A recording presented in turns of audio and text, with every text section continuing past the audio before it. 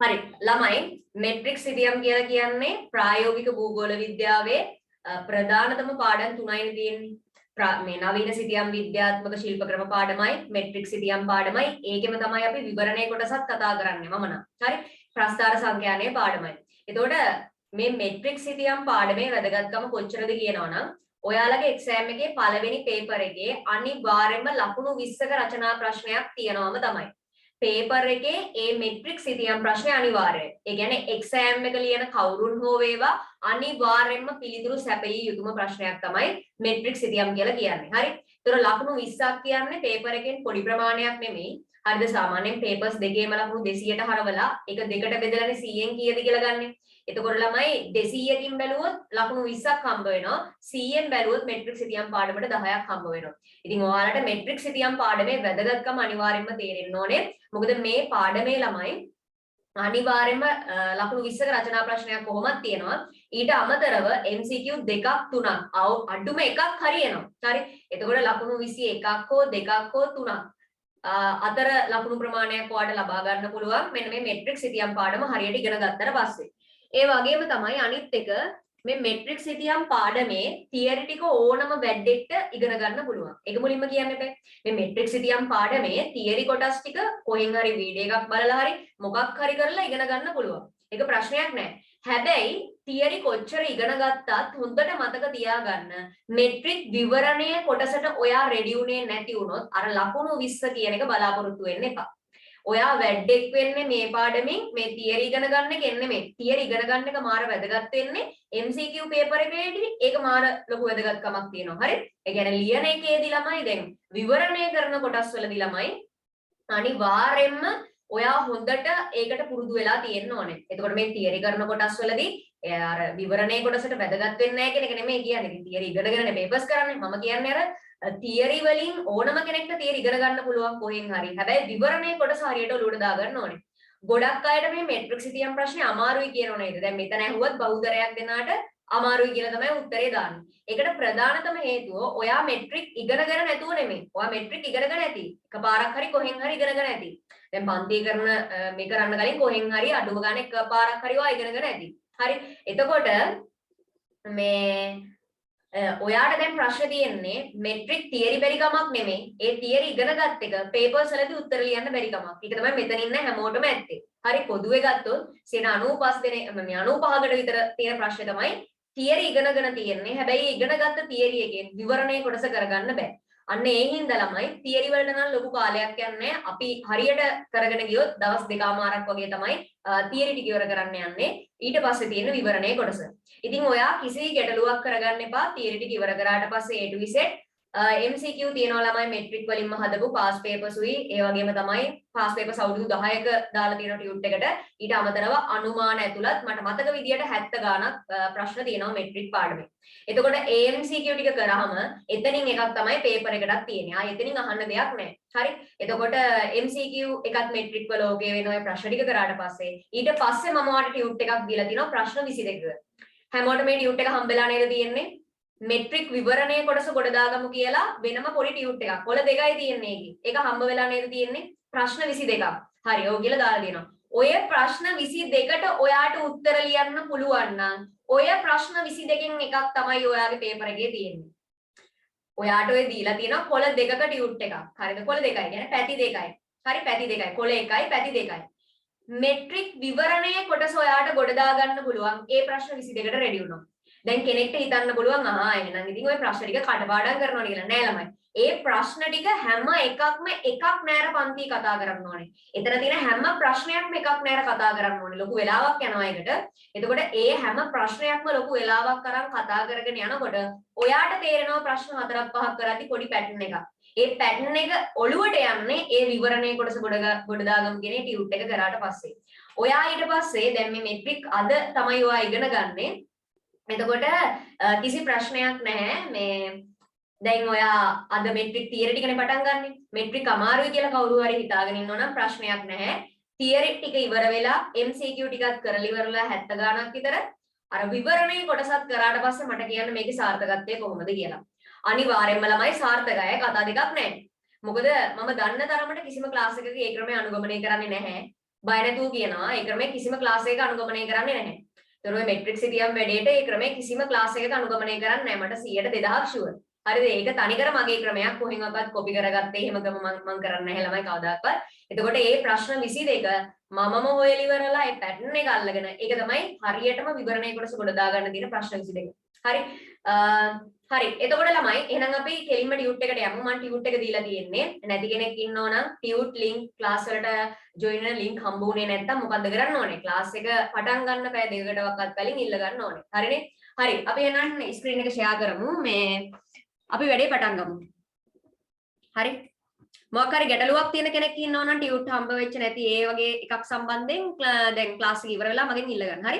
පාඩම පටන් ගන්න වෙලාවෙදී ළමයි පටන් ගත්තට පස්සේ ටියුට් ලින්ක් යවන්න ඇත්තටම වෙලාවක් නැහැ. අපි ගානට වැඩේ කරගෙන යන්න එපා. හරි. මෙන්න මේ ටියුට් එක ඔයාලට දීලා තියෙනවා. මම ස්ක්‍රීන් එක දැන් ෂෙයා කරන්නම්.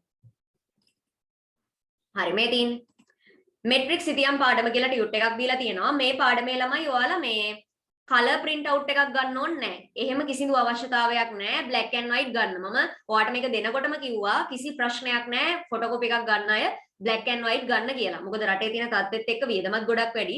අනිත් එක තමයි මේක කලර් print out ගන්න කිසිම අවශ්‍යතාවයක් නැහැ. හරි. ඒකින්ද මේකේ කලර් තියෙන ඒවා කිසි ගැටලුවක් නැහැ. ඔයා සාමාන්‍යයෙන් black and white එකක් ගන්න. හරි. මෙට්‍රික් සිතියම් පාඩමේ මුලින්ම තියෙනවා සිතියම් වර්ගීකරණය කියලා කොටසක්. හරි. සිතියම් වර්ගීකරණය ගැන තමයි අපි මුලින්ම ඉගෙන ගන්න යන්නේ.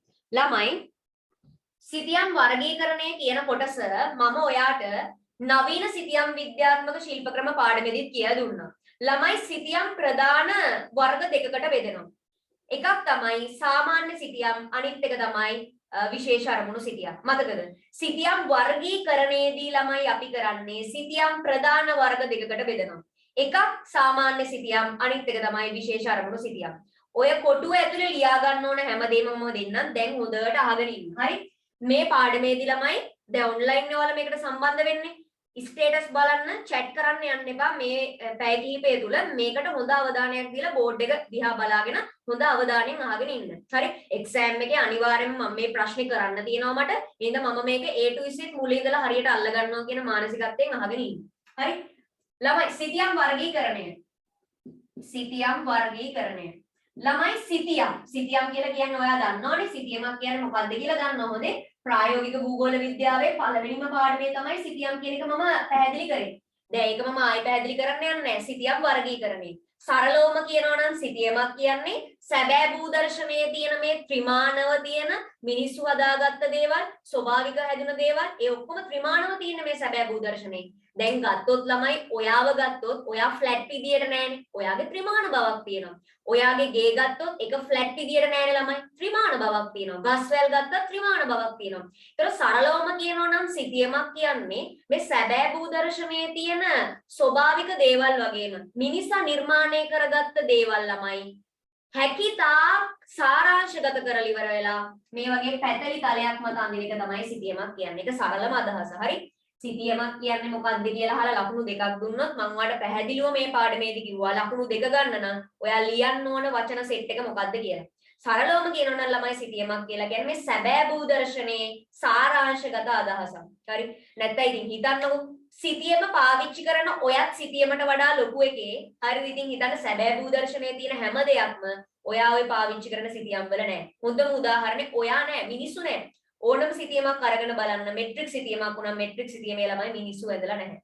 හරි? ඒතකොට සැබෑ භූදර්ශනයේ තියෙන දේවල් ස්වභාවික වෙන්නත් පුළුවන්. ඒවා මිනිස්සු හදාගත්ත දේවල් වෙන්නත් පුළුවන්. ඒවා හැකි තාක් ළමයි මොකක් හරි පරිමාණයක් තෝරගෙන වර්ණ සංකේත පාවිච්චි කරලා මේ වගේ පැතලි තලයක් මත නිරූපණය කරන එක තමයි සිතියමකින් කරන්නේ. තවත් සරලව කියනවා නම් සැබෑ භූදර්ශනය හකුලලා ඉදිරිපත් කිරීමක්. ඉතින් ඇත්තනේ. ඔයාගේ ගේ උනත් ළමයි මේ සිතියමට වඩා ගොඩක් ලොකුයි. ඒතර සැබෑ භූදර්ශනයේ තියෙන දේවල් හැකිතාක් හකුලලා සාරාංශගත කරලා තමයි සිතියමක් නිර්මාණය කරන්නේ. හරි. ළමයි සිතියම් ප්‍රධාන වර්ග දෙකයි. සිතියම් වර්ගීකරණය. ඒ කියන්නේ සිතියම් බෙදෙන ප්‍රධාන වර්ග දෙකයි. එකක් තමයි සාමාන්‍ය සිතියම්, අනිත් එක තමයි පොදු අරමුණු සිතියම්. සාමාන්‍ය සිතියම් සහ ළමයි ඔයාගේ සිලබස් එකේ තියෙන වචනේම මම කියන්නම්කෝ. සිතියම් වර්ගීකරණයේ නිව් සිලබස් එකේ තියෙන ළමයි භූලක්ෂණ සිතියම් සහ විශේෂ අරමුණු සිතියම් කියලා. විශේෂ අරමුණු සිතියම්. විශේෂ අරමුණු සිතියම්.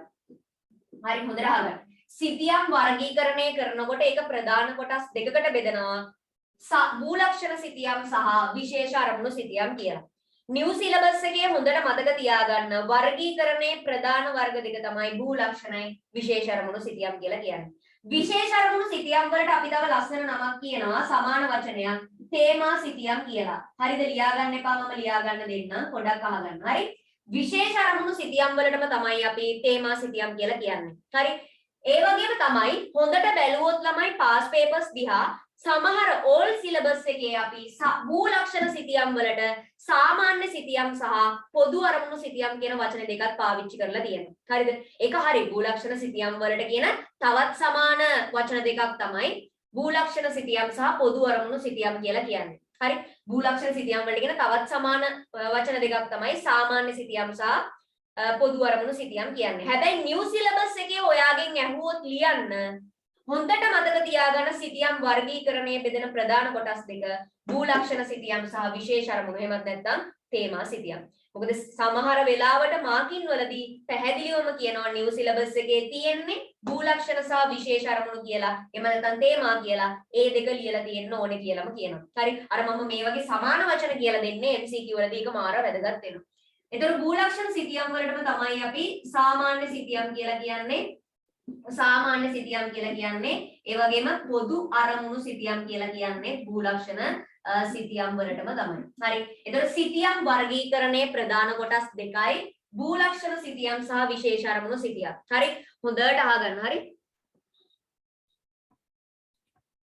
මූලක්ෂණ සිතියම් සහ විශේෂ අරමුණු සිතියම්. මූලක්ෂණ සිතියම් වලට තව සමාන වචන දෙකක් කියනවා. සාමාන්‍ය සිතියම් සහ පොදු අරමුණු සිතියම් කියන්නේ මූලක්ෂණ සිතියම් වලටම තමයි.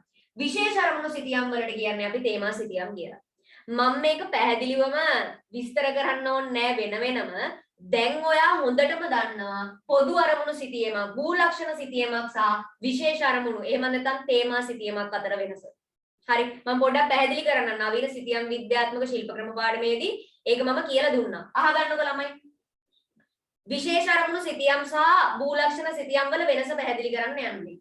හරි. ඔන්න තියනවා ළමයි සිතියමක්. මේ තියෙන සිතියමක් කියලා හිතන්නකෝ. හරි. ඔයා දැකලා තියෙනවා මෙට්‍රික් සිතියමක්. මෙට්‍රික් සිතියමක් දැකපු නැති කෙනෙක් මෙතන නෑනේ. හැමෝම මෙට්‍රික් සිතියමක් දැකලා තියෙනවා. හරි. පාස් පේපර්ස් පොතක් ගත්තත් ඒකේ මෙට්‍රික් සිතියම වෙනම තියෙනවා. මෙතන ඉන්න හැමෝම ජීවිතේ එකපාරක් හරි මෙට්‍රික් සිතියමක් දැකලා තියෙනවා. දැකපු නැති කෙනෙක් නෑ. අනිවාර්යෙන් දැකලා තියෙනවා. ඔය මතක තියාගන්න ළමයි විශේෂ අරමුණු තේමා සිතියම් කියලා කියන්නේ හිතන්න මේ මගේ අතේ තියෙන්නේ සිතියමක් කියලා හිතන්නකෝ.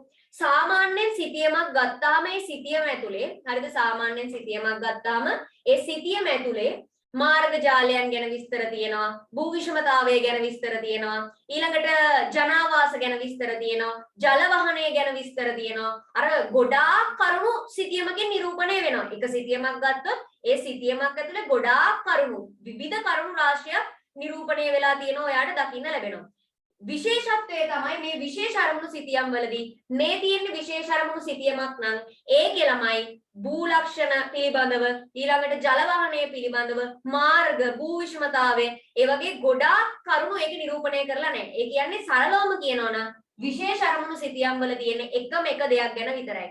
මේ තියෙන්නේ විශේෂ අරමුණු සිතියමක් නම් එතකොට මේක නිර්මාණය කරලා තියෙන උදාහරණකින් ගත්තොත් මාර්ග ජාලයන් විතරයි. මාර්ග ජාලයන් විතරක් නම් මේ සිතියමේ නිරූපණය කරලා තියෙන එක විශේෂ අරමුණු සිතියම. විශේෂ අරමුණු සිතියම් එහෙම නැත්නම් තේමා සිතියම් කියන්නේ සුවිශේෂී එක දෙයක් ගැන විතරයි මේ සිතියමේ නිරූපණය කරන්නේ. මාර්ග ජාලය නම් තනිකර ඒකේ තියෙන මාර්ග ජාලයන් ගැන විතරයි. භූ විෂමතාවය නම් තනිකර තියෙන ළමයි ඒකේ භූ විෂමතාවය විතරයි. ජල වහනය නම් තනිකර තියෙන ජල වහනය ගැන විතරයි. හොඳට මතක තියාගන්න විශේෂ අරමුණු සිතියම් එහෙම නැත්නම් තේමා සිතියම් කියලා කියන්නේ සුවිශේෂී එකම එක තේමාවක් විතරයි මේ සිතියමේ නිරූපණය වෙන්නේ. මාර්ග නම් මාර්ග විතරයි මේ සිතියමේ තියෙන්නේ. මාර්ග එක්ක ජනාවාසවත් භූ විෂමතාවයවත් ජල වහනයවත් ඒව නැහැ. එක දෙයයි තියෙන්නේ. එතකොට ළමයි දැන් ඔයා දන්නවා විශේෂ අරමුණු එහෙම නැත්නම් තේමා සිතියමක් කියන්නේ මොකද්ද? සරලවම කියනවා නම් ඒ සිතියමේ තියෙන එක දෙයක් විතරයි නිරූපණය කරලා.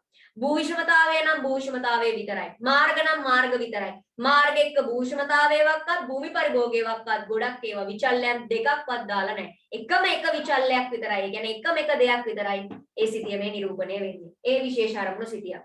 මේක නවීන සිතියම් විද්‍යාත්මක ශිල්ප ක්‍රම පාඩමේ මම ලොකු වෙලාවක් අරන් පැහැදිලි කරපු හින්දා මම ටක් ගාලා ආයෙත් ඒක පොඩ්ඩක් කෙටියෙන් පැහැදිලි කරා.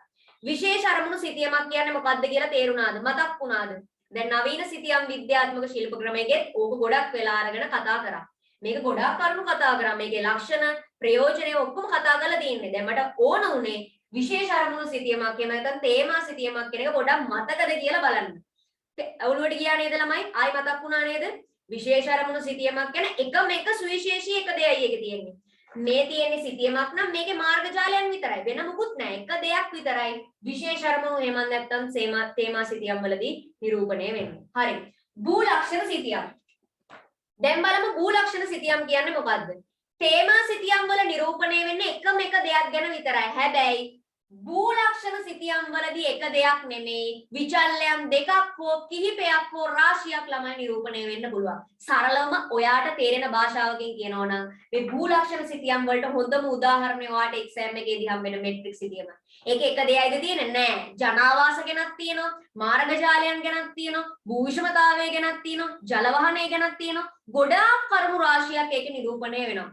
සරලවම කියනවා ළමයි භූ ලක්ෂණ සිතියම් කියලා කියන්නේ එක දෙයක් ගැන විතරක් නෙමෙයි තේමා රාශියකට අයත් කරුණු එකේ නිරූපණය වෙනවා නම් ඒව ළමයි භූ ලක්ෂණ සිතියම්.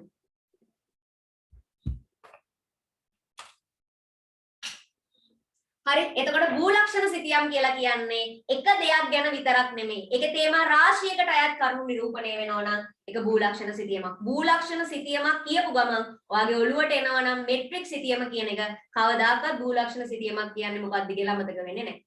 භූ ලක්ෂණ කියන්නේ එක දෙයක් ගැන විතරක් නෙමෙයි. ඒකේ තේමා රාශියකට අයත් කරුණු තියෙනවා. හැබැයි විශේෂ අරමුණු සිතියම් වල තියෙන එකම එක තේමාවක් විතරයි. මාර්ග නම් මාර්ග විතරයි. ඒකේ ජල වහනය, ආයි ජනාවාසයව මුකුත් නැහැ. විශේෂ අරමුණු සිතියම් වල තියෙන එකම එක දෙයක් විතරයි. එකම එක තේමාවක් විතරයි. හැබැයි භූ ලක්ෂණ සිතියම් වල එක දෙයක් ගැන නෙමෙයි තේමා රාශියකට අයත් කරුණු නිරූපණය වෙනවා. හොඳම උදාහරණේ ඔයාට එක්සෑම් එකේදී හම්බ වෙන 1/50000 මෙට්‍රික් සිතියම. මට දැන් කියන්න සිතියම් වර්ගීකරණය. ඒ කියන්නේ සිතියම් වර්ග කරන එක ආකාර දෙකයි භූ ලක්ෂණ සහ විශේෂ අරමුණු සිතියම් කියලා. භූ ලක්ෂණ අරමුණු වලටම තමයි පොදු අරමුණු එහෙම නැත්නම් සාමාන්‍ය සිතියම් කියන්නේ. විශේෂ අරමුණු සිතියම් වලට තමයි තේමා සිතියම් කියලා කියන්නේ. ඔය දෙකේ වෙනස තේරුණාද ඔයාට දැන්? ටක් කරලා chat එකේ මැසේජ් එකක් දාන්න. ළමයි ටක් කරලා chat එකේ මැසේජ් එකක් දාන්න. ඔය දෙකේ වෙනස තේරුණාද? හරි. ඔව් කියලා දාලා තියෙනවා. හොඳට අහගන්න නිව් සිලබස් එකේ ළමයි සිතියම් වර්ගීකරණය කරනකොට දීලා තියෙන වචන දෙක තමයි මේ තියෙන්නේ. භූ ලක්ෂණ සිතියම් සහ විශේෂ අරමුණු සිතියම්. එහෙම නැත්නම් තේමා සිතියම් කියලා කිව්වොත් කිසි ප්‍රශ්නයක් නැහැ. හරිද? ඕල් සිලබස් එකේ මේ වචන දෙක පාවිච්චි වුණා. කෙනෙක් මේ වචන දෙක පාවිච්චි කරා කියලා කාටවත් වැරදි දාන්න බෑ. හැබැයි මම දැක්ක මාකි ස්කීම් එකක දීලා තියෙනවා. ඔයා නිව් සිලබස් එකේ ලියන කෙනෙක්නේ. මාකි ස්කීම් එකක තියෙනවා ළමයි සිතියම් වර්ගීකරණයේදී ඒ වර්ගීකරණය ලියන්න කියලා උත්තරේ ඒ කියන්නේ පිළිතුරු පත්‍රේ තියෙනවා. ඒ වර්ගීකරණයේදී ළමයා ලියලා තියෙන්නේ භූ ලක්ෂණ සිතියම් සහ විශේෂ අරමුණු එහෙම නැත්නම් තේමා සිතියම් කියලා නම් ලකුණු දෙන්න. භූ ලක්ෂණ වෙනකොට සාමාන්‍ය ලියලා තිබ්බොත් එතනදී ලකුණු දෙන්න එපා කියලා දාලා තියෙනවා. ඒ හින්දා හැම වෙලාවෙම නිව් සිලබස් එකට අදාළ වචන අපි ඉගෙන ගමු. හරි? වැරදි නෑ ඔයා මේක ලිව්වා කියලා. හැබැයි අපි නිව් සිලබස් එකෙන් එක්සෑම් ලියන්නේ. ඒක හොඳට මතක තියාගන්න. සිතියම් වර්ගීකරණය කියන ආකාර දෙක ඇහුවොත් භූ ලක්ෂණයි විශේෂ අරමුණු. එහෙම නැත්නම් තේමා කිව්වත් ගැටලුවක් නෑ. මේ වචන හැබැයි මතක තියාගන්න MCQ වලදී වරද්දන්න නැතුව හරියට තිතටම MCQ එක ගහගන්න. හරි. එතකොට සිතියම් වර්ගීකරණයේදී ප්‍රධාන වර්ග දෙකයි භූ ලක්ෂණයි විශේෂ අරමුණු සිතියම්. හරි. ළමයි මේක යටතේ එන උදාහරණ මම ඔයාට ලියා ගන්න දෙන්නම්. උතන ලොකු කොටුවක් තියෙනවනේ. ඒ කොටුව ඇතුලේ මුලින්ම සිතියම් වර්ගීකරණය කියලා ලියලා දෙකට බෙදලා භූ ලක්ෂණ සිතියම්, සාමාන්‍ය සිතියම්, පොදු අරමුණු සිතියම් මේ දෙක ලියා ගන්න. ඒ කොටුවේ ගොඩාක් ඉඩ තියෙනවා. යටින් මේවට අදාළ උදාහරණ ලියන්න ඉඩ තියන්න ඕනේ. හරි? දැන් මේක මම මකන්න නැතුව තියෙන්නේ බෝඩ් එකේ යට ලියුවොත් ඔයාලට පේන්නේ නැහැනේ. දැන් ඔයාලා හොඳ ළමයි වගේ ටියුට් එකේ කොටුවක් තියෙනවනේ. කොටුවේ උඩින්ම පටන් ගන්න. සිතියම් වර්ගීකරණය කියලා ලියුවා. ඊට පස්සේ භූ ලක්ෂණ සිතියම්. ඒකට කියන සමාන වචන දෙකක් ලියා ගන්න. විශේෂ අරමුණු සිතියම් වලට තේමා සිතියම් කියනවා කියලා ලියා ගන්න. හරි? ඊට පස්සේ එතන යට තියා ගන්න ළමයි උදාහරණ ලියන්න. හරි? මම මේ උදාහරණ ටික දෙන්නම්. මුලින් ටක් ගාලා මේක මම විනාඩියක් දෙන්නම්. ටක් ගාලා සටහන් කරගන්න. ටක් ගාලා සටහන් කරගන්න හොඳ ළමයි වගේ. ටක් ගාලා සටහන් කරගන්න. ඔය සටහන් කරගන්න ගමන් මතක් කරන්න විශේෂ අරමුණු කියන්නේ එකම එක දෙයයි තියෙන්නේ. ආයි කතා දෙකක් නැහැ. කීයටවත් දෙන්නෙක් එතනදී ඉන්නේ නැහැ විශේෂ අරමුණු සිතියම් වලදී. භූලක්ෂණ වලදී ආයි කිසි ප්‍රශ්නයක් නැහැ. තනියෙන් ඉන්නේ නැහැ කවුරුත්.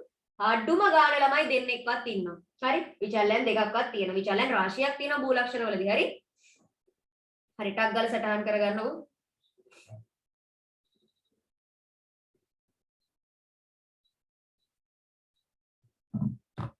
ඉවර වෙලා chat එකේ message එකක් දාන්න.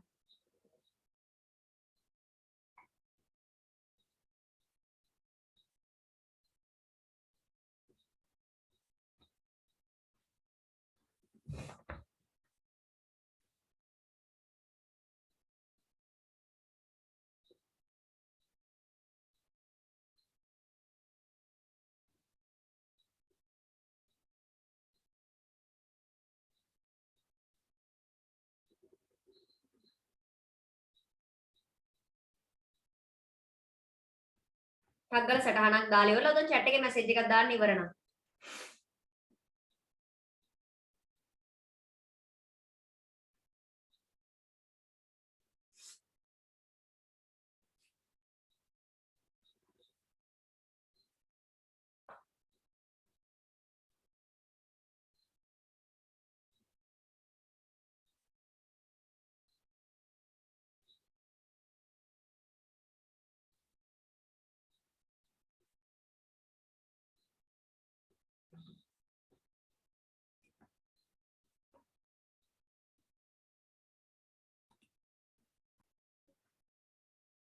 දැන් යන්නේ ළමයි භූලක්ෂණ සිතියම් වලට උදාහරණ මොනවද විශේෂ අරමුණු සිතියම් වලට උදාහරණ මොනවද කියලා කතා කරන්න. හරි? මම මේක මකනවා උඩින් පටන් ගන්න. එතකොට උදාහරණ ටික ලියන්න පේන හින්දා අපි බලමු මුලින්ම භූලක්ෂණ සිතියම් වලට මොනවද උදාහරණ වෙන්නේ කියලා. ළමයි භූලක්ෂණ සිතියම් කියපු ගමන් ඔයාගේ ඔළුවට එන්න ඕනේ. දැන් භූලක්ෂණ සිතියම් වලට උදාහරණ කතා කරන්න යන්නේ. හරි? භූලක්ෂණ සිතියම් කියපු ගමන් ඔයාගේ ඔළුවට එන්න ඕනේ. භූලක්ෂණ සිතියමක තේමා රාශියකට අයත් කරුණු නිරූපණය වෙනවා. එක දෙයක් ගැන විතරක් නෙමෙයි. ඒකේ ගොඩක් දේවල් නිරූපණය වෙනවා. මුද්දම උදාහරණේ ඔයාලට හම්බ වෙලා තියෙන එක්සෑම් එකේ හම්බ වෙන 1/50000 මෙට්‍රික් සිතියම. ඒක එක දෙයක් ගැන නෙමෙයි. මාර්ග ගැනක් තියෙනවා, ජල වහනය ගැනක් තියෙනවා, භූෂමතාවය ගැනක් තියෙනවා, ජනාවාස ගැනක් තියෙනවා, භූමි පරිභෝග ගැන තියෙනවා. තේමා රාශියකට අයත් කරුණු නිරූපණය වෙනවා. එතකොට ළමයි භූලක්ෂණ සිතියම් වලට උදාහරණ මොනවද? එක තමයි ලෝක සිතියම. අන්න බලන්න. ලෝක සිතියම ගත්තොත් ළමයි ලෝක සිතියමේ තේමා රාශියකට අයත් කරුණු නිරූපණය වීම අපිට දකින්න ලැබෙනවා. ඔන්න බලන්න. භූලක්ෂණ සිතියම් වලට උදාහරණ ලෝක සිතියම. ලෝකයේ තියෙන හැම දෙයක්ම වගේ එතකොට සිතියමක නිරූපණය කරන්න පුළුවන් දේවල් මේ සිතියමෙන් නිරූපණය කරලා තියෙනවා ලෝක සිතියම. ඊළඟට තමයි ශ්‍රී ලංකාවේ බිත්ති සිතියම. ශ්‍රී ලංකාවේ බිත්ති සිතියම නම් පොඩි කාලේ නම් බිත්තියේ ගහලා තිබ්බ. දැන් නම් බිත්තිය තියෙනවද දන්නේ නැහැ. තියෙනවද ළමයි? අර ඒ දවස්වල නම් ඒක ගාන අඩුයි. රුපියල් 200කට වගේනේ අර ලොකු බෝඩ් එක විකුණන්නේ. දැන් බස් වල ගියපු අයට නම් එයාත් දැකීම ඇති. අර බස් වලට ඇවිල්ලා මේක ගෙදර ගිහිල්ලා තියාගන්න නෝනා මහත්තයා ගන්න පොඩි ළමයාට මේක රුපියල් 200ක් 300ක් වගේ තමයි එන්නේ කියලා. අර යකඩ ලීයකින් වගේ ගොඩක් වෙලාවට ඒකේ ෆ්‍රේම් එක ගහලා දින ඒ වගේ ඒවා ඉස්සර නම් බස් වල විකුණනකොට ගොඩක් දෙමව්පියෝ ගන්නවා. ඒක සමහර විට ඔයාලා ගාවත් ඇති. එහෙම එකක් තියෙනවද බිත්තියේ? සාමාන්‍යයෙන් ජෝග්‍රෆි කරන ළමෙක් විදියට මේ සිතියමක් සාමාන්‍යයෙන් ළඟදී එන්න ඕනේ. ඒ කියන්නේ පේනවා නම් ඒක හොඳයි ඇහැට. ඒ වගේ ලොකු සිතියමක් තියෙනවා නම් ඒක මාර වටිනවා. හරි තියෙනවා කියලා දාලා තියෙනවා. හරි තියෙනවනේ. එතකොට ළමයි ශ්‍රී ලංකාවේ බිත්ති සිතියම දැන් තියෙනවා නම් ළඟ බිත්ති සිතියමේ තියෙනව නේද ළමයි මාර්ග ජාලයන් ගැන. ඊළඟට ඔය සංචාරක ස්ථාන ගැනත් සඳහන් වෙලා තියෙනව නේද? ඊළඟට පෞරාණික ස්ථාන ගැන සඳහන් වෙලා තියෙනව නේද? ප්‍රධාන මාර්ග අප්‍රධාන මාර්ග ඊළඟට මොකක් හරි තව තියෙනවා නම් කන්දක් වගේ ඒ වගේම ගංගාවක් වගේ ගලාගෙන යනවා නම් තියෙනවා නේද ළමයි ශ්‍රී ලංකාවේ බිත්ති සිතියම ගත්තා. ඔව්ද නැද්ද? ටග්ගල chat එකේ message එකක් දාන්න. ඔව්ද නැද්ද? ඔය chat එක මට පේනවා. හරි. ඔය chat එක පේනවා. ඔයාලා දාන ඔක්කොම chat එකේ මට ඔක්කොම පේනවා. හරි. ඔව් කියලා දැකලා තියෙනවා. එතකොට ළමයි ශ්‍රී ලංකාවේ බිත්ති සිතියම කියන්නේ භූලක්ෂණ සිතියම. ඒ විතරක් නෙමෙයි තව අයිති වෙනවා මෙට්‍රික් සිතියම. මුද්දම උදාහරණේ භූලක්ෂණ සිතියම් කියපු ගමන් ඔයා මෙට්‍රික් සිතියම් ඉගෙන ගන්න ළමෙක් විදියට ටග්ගාලලුවට එන්න ඕනේ මෙට්‍රික් සිතියම කියන එකක්. මෙට්‍රික් සිතියම එක දෙයක් ගැන නෙමෙයි තියෙන්නේ. තේමා ගොඩකට අයත් කරුණු නිරූපණය වෙනවා. මෙට්‍රික් සිතියමේ පරිමාණය 1/50000 වුණත් 1/10000 වුණත් ඕනම මෙට්‍රික් සිතියමක් මේකට අයිති වෙනවා. හරි? ඒක හොඳට මතක තියාගන්න. ඔන්න තව උදාහරණයක් මෙට්‍රික් සිතියම. සාමාන්‍යයෙන් හොඳටම පාඩම් කරන කෙනෙක්ට ටග්ගාල ඔලුවට එන්නේ භූලක්ෂණ සිතියම් කියපු ගමන් ටග්ගාල ඔලුවට එන්නේ මෙට්‍රික් සිතියම. ඇයි මෙට්‍රික් සිතියමනේ හැම දෙයක්ම අපිට හැම වෙලාවෙම අපි පාවිච්චි කරන්න එක්සෑම් එකේදී මෙට්‍රික් සිතියම. ඒතර ඒකේ ගොඩක් දේවල් නිරූපණය කරලා දෙනවා. හරිනම් ළමෙක්ට භූ ලක්ෂණ කියපු ගමන් උදාහරණේ මතක් වෙන්න ඕනේ මෙට්‍රික් කියලා. එතකොට ටග් ගාලා භූ ලක්ෂණ සිතියමක් කියන්නේ එක දෙයක් ගැන විතරක් නෙමෙයි තේමා ගොඩකට අයත් තියෙනවා කියන එක ඔටෝ ඔලුවට එනවා. ඒක තමයි හැටි. හරි. මෙට්‍රික් සිතියම එක එකට 50000 වුණත් එකට 10000 වුණත් ඒක ප්‍රශ්නයක් නෑ. හරිනේ. ඊළඟට ළමයි දැන් ලංකාවේ මෙට්‍රික් සිතියම් මෙට්‍රික් සිතියම් මේක උදාහරණයක් ගන්න ශ්‍රී ලංකාවේ කියලා විතරක් නෙමෙයි ශ්‍රී ලංකාවේ මේ හැම සිතියමක එක දෙයක් ගැන විතරක් නෙමෙයි තේමා රාශියකට අයත් කරුණු නිරූපණය වෙනවා. ටග් ගාලා ඔක ලියා ගන්න.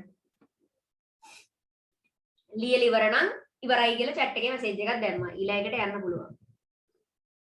මේ පාඩමට ඔයා කොච්චර ආසද කියනවා නම් සාමාන්‍යයෙන් මේ පාඩම ආස ළමෙක්ට හැකියාව තියෙනවා පාඩම එක දිගට උනත් ඒ කියන්නේ ඉගෙනගෙන ඉවර කරන්න.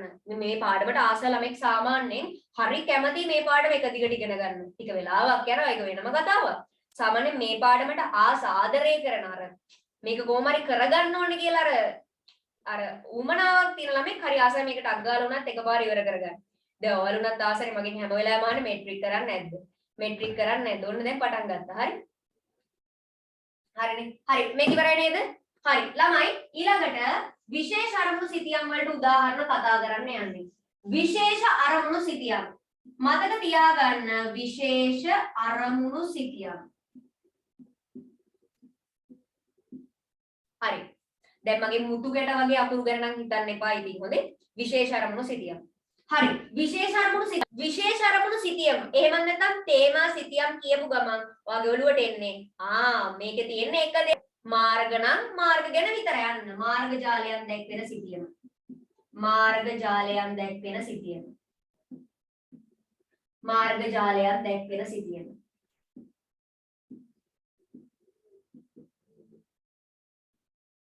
හරි.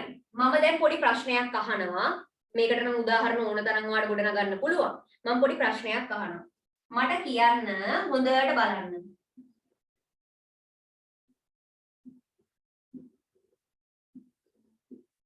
බලන්න මේ ලියන වචනේ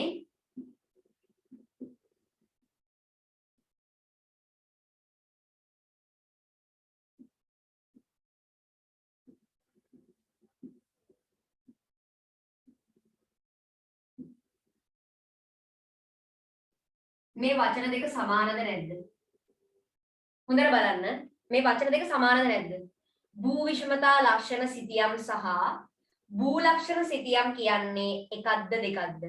ටග් ගාලා chat එකේ message එකක් දාන්න බලන්න. සමානද නැද්ද? එකක්ද දෙකක්ද කියලා දාන්නකො chat එකේ දාන්න හැමෝම. මට chat එක පේනවා. මම මේ බලාගෙන ඉන්න chat එක. දාන්න මේ දෙකේ එකක්ද දෙකක්ද? හොඳට බලන්න ඕනේ. මම හේතුව අහනවා. මම හේතුව අහනකොට කියන්නත් පුළුවන් වෙන්න ඕනේ. මේ දෙකේ එකක්ද නේද? හොඳට බලන්න. භූ විෂමතා ලක්ෂණ සිතියම සහ භූ ලක්ෂණ සිතියම් කියන්නේ එකක්ද දෙකක්ද? හොඳට හිතලා උත්තරයක් දෙන්න. chat එකේ දාන්න බලන්න මොකක්ද ඔයාගේ අදහස කියලා. එකක්ද දෙකක්ද? දැන් මට chat එක පේනවා. මම මේ chat එක බලාගෙන ඉන්නේ. එකක්ද දෙකක්ද? ඔයා හිතන්නේ මොකක් කියලාද?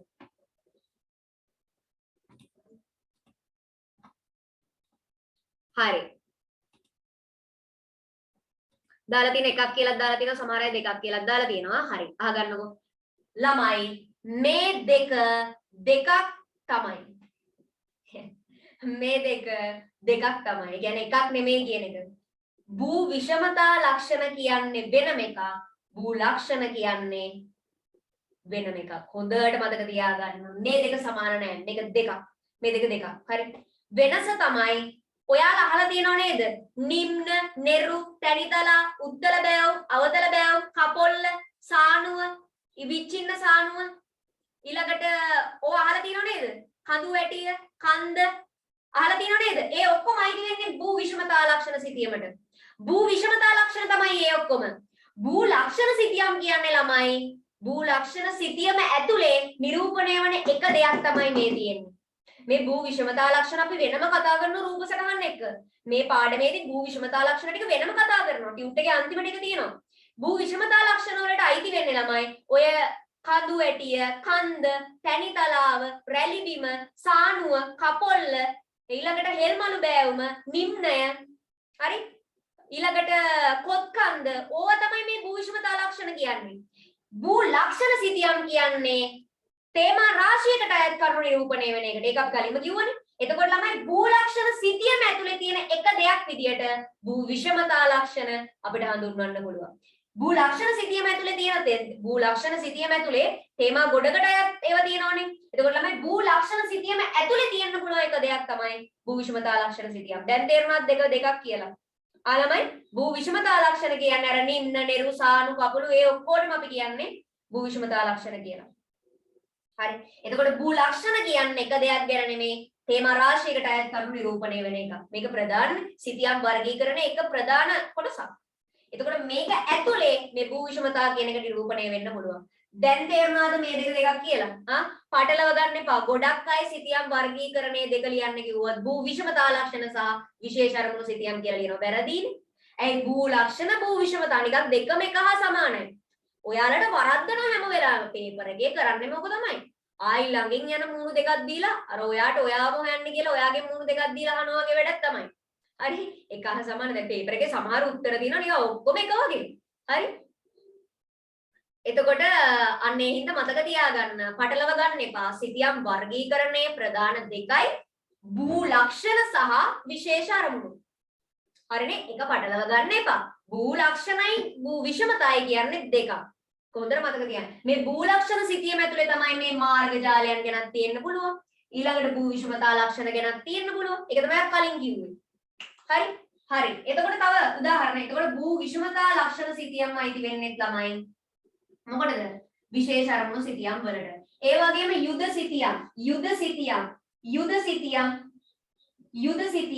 යුද සිතියම් කියන්නේ එක තේමාවක් ගැන විතරයි. යුද සිතියම් කියන්නේ එක දෙයක් ගැන විතරයි. හරි යුද සිතියම්. තව භූමි පරිභෝග සිතියම්. මේ භූමි පරිභෝග කියන්නේ මොනවද කියලා ඉස්සරහදී පැහැදිලි කරනවා. හොඳයි එතකොට හොඳට තේරෙනවා. දැන් උදාහරණ ලියාගන්න. භූමි පරිභෝග සිතියම්. භූමියේ පාවිච්චි කරලා තියෙන මොන වගේ භෝග වලටද? භූමි පරිභෝග සිතියම්. මොන භෝගද? ඒතර භූමි පරිභෝග සිතියම් වල තියෙන්නේ වගා කරලා තියෙන භෝග වර්ග ටික. වෙන මොකුත් නැහැ. හරි? භූමි පරිභෝග සිතියම් මේ උදාහරණ. හරි භූමි පරිභෝග සිතියම් භූ විෂමතා ලක්ෂණ සිතියම් ලියාගන්න විශේෂ අරමුණු සිතියම් වලට උදාහරණ තව තියෙනවා ඉතින් සංචාරක සිතියම් තියෙනවා කාලගුණික සිතියම් තියෙනවා පාංශු සිතියම් තියෙනවා එක දෙයක් ගැන විතරක් නිරූපණය වෙන හැම මගුලම අයිති වෙන්නේ විශේෂ අරමුණු සිතියම් වලට යුද සිතියම් එක දෙයක් ගැන විතරයි හරි භූමි පරිභෝග වල භූමි පරිභෝග කියලා කියන්නේ භෝගයන් ඔය තේ පොල් රබර් ඒව ගැන විතරයි මාර්ග ජාලවලදී මාර්ගයන් විතරයි ප්‍රධාන අප්‍රධාන මේ මාර්ග විතරයි වෙන මොකුත් නැහැ. භූ විෂමතා ලක්ෂණ වල තියෙන්නේ අර නිම්න නිරු කපොළු බෑවුම් ඔය ටික නේද. ඒතකොට මේ විශේෂ අරමුණු සිතියම් වලට උදාහරණ කීපයක් ලියා ගන්න. මේකට තව ඕනනම් ලියා ගන්න. කාලගුණ සිතියම් ඊළඟට පාංශු සිතියම් ලියා ගන්න අවශ්‍ය නම් ලියා ගන්න ප්‍රශ්නයක් නැහැ. කාලගුණ සිතියම් ඊළඟට පාංශු සිතියම් ඒවත් දාන්න පුළුවන්. ඕන තරම් කියන්න පුළුවන් මේ විශේෂ අරමුණු සිතියම් වලට උදාහරණ. හරි? දැන් තේරෙනවද ළමයි විශේෂ අරමුණු සිතියම් වලට මොන වගේව දෙන්නේ කියලා? ඔව්ද නැද්ද? දැන් තේරෙනවද? එතකොට ළමයි මේ ඔක්කොම එකක නිරූපණය කරොත් මොකද්ද ඒකට කියන සිතියම? දැන් මට කියන්න පොඩ්ඩක්. මේ ඔක්කොම ටික එකක නිරූපණය කරොත් ඒකට මොකද්ද කියන සිතියමේ නම? දැන් කියන්න. දැන් මේවා වෙන වෙනම ගත්තාම විශේෂ අරමුණු සිතියම්. මේ ඔක්කොම එකක ඇන්දොත් මොනවද ඒකට කියන සිතියමේ නම? ටක්කල දාන්න. මේවා වෙන වෙනම ඇන්දොත් අයිති වෙන්නේ විශේෂ අරමුණු සිතියම් වලට. එක උත්තර එන්න බෑ. හරියටම හරි. මේවා වෙන වෙනම ඇන්දොත් විශේෂ අරමුණු සිතියම් වලටම තමයි තේමා සිතියම් කියලා කියන්නේ. ඔන්න මම ඒකත් ලිව්වා. මේවා වෙන වෙනම ඇන්දොත් ළමයි ඒවා අයිති වෙන්නේ විශේෂ අරමුණු එහෙම නැත්නම් තේමා සිතියම් වලට. මේ තේමාවන් ඔක්කොම ටික එකක ඇන්දොත් ඒ සිතියම තමයි භූ ලක්ෂණ සිතියම්. ඒක තමයි මේකට කලින් කතා කරේ.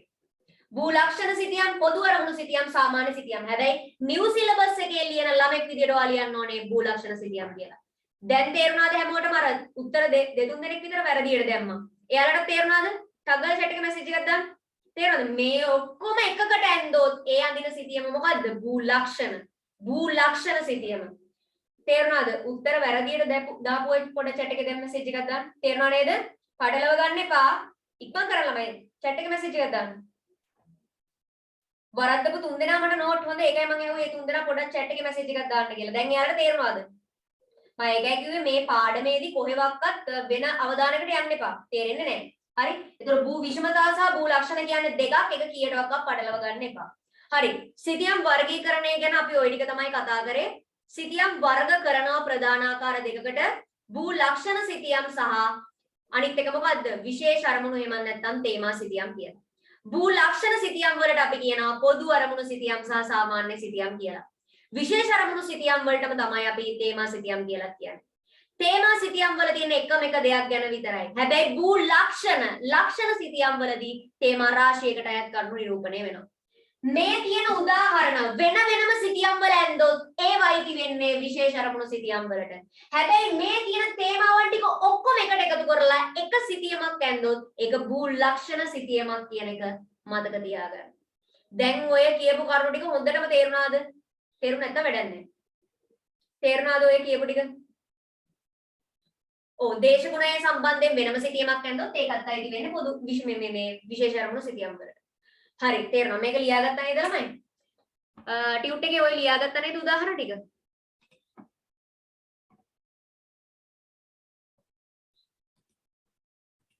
හරි දැන් අපි යමු එහෙනම් ඔය අංගලේ සිතියම් ඔන්න ඔය ටික ගැන කතා කරන්න. හරි? හරි. මෙන්න මම ස්ක්‍රීන් එක දැන් ෂෙයා කරනවා. මෙන්න මෙතන ලියා ගන්න ඕන ටික මම කිව්වා සටහන් කරගන්න කියලා.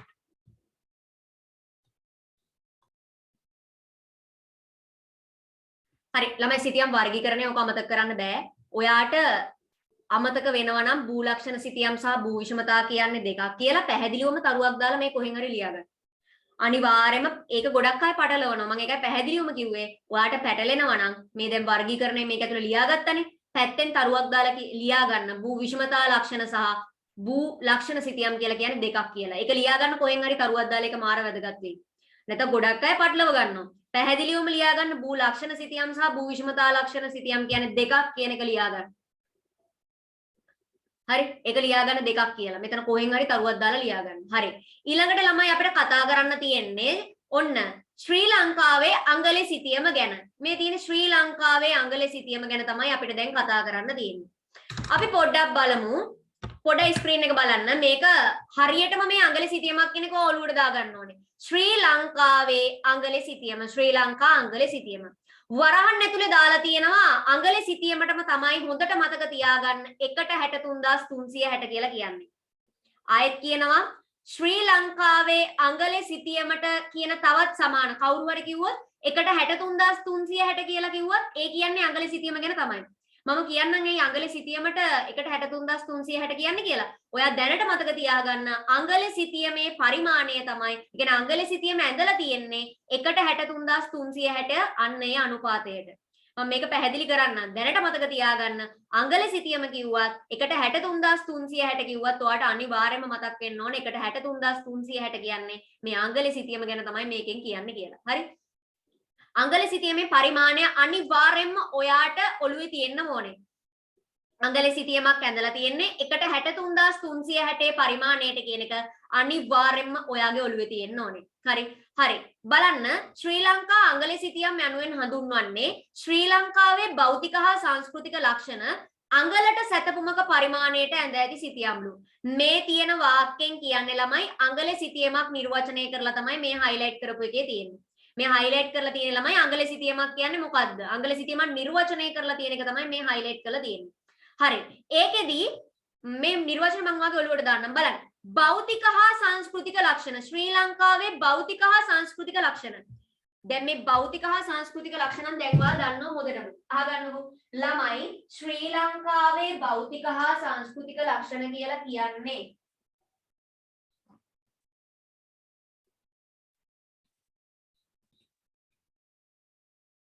අහගන්න අංගලේ සිතියමට කියන අංගලේ සිතියම ඇඳලා තියෙන ළමයි ඕනම සිතියමක් අඳින්නේ පරිමාණයකට අනුව. අංගලේ සිතියමක් ඇඳලා තියෙන්නේ 1,63,360 පරිමාණයට අනුව. මම ඒක පැහැදිලි කරන්නම්. ඒතර අංගලේ සිතියමක් නිර්වචනය කරපු එක මම හයිලයිට් කරලා පෙන්නුවා ස්ක්‍රීන් එකේදී. ඒකේ තියෙනවා ශ්‍රී ලංකාවේ භෞතික හා සංස්කෘතික ලක්ෂණ කියලා වචන දෙකක්. ළමයි ශ්‍රී ලංකාවේ භෞතික හා සංස්කෘතික ලක්ෂණ මොකක්ද? ශ්‍රී ලංකාවේ භෞතික හා සංස්කෘතික ලක්ෂණ.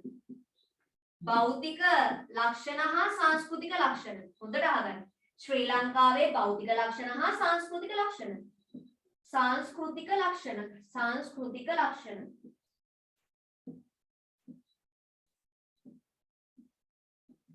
හරි අහගන්න ළමයි භෞතික ලක්ෂණ කියලා කියන්නේ ස්වභාවිකවම නිර්මාණය වෙලා තියෙන ඕනම දෙයක් අයිති වෙන්නේ භෞතික ලක්ෂණ වලට.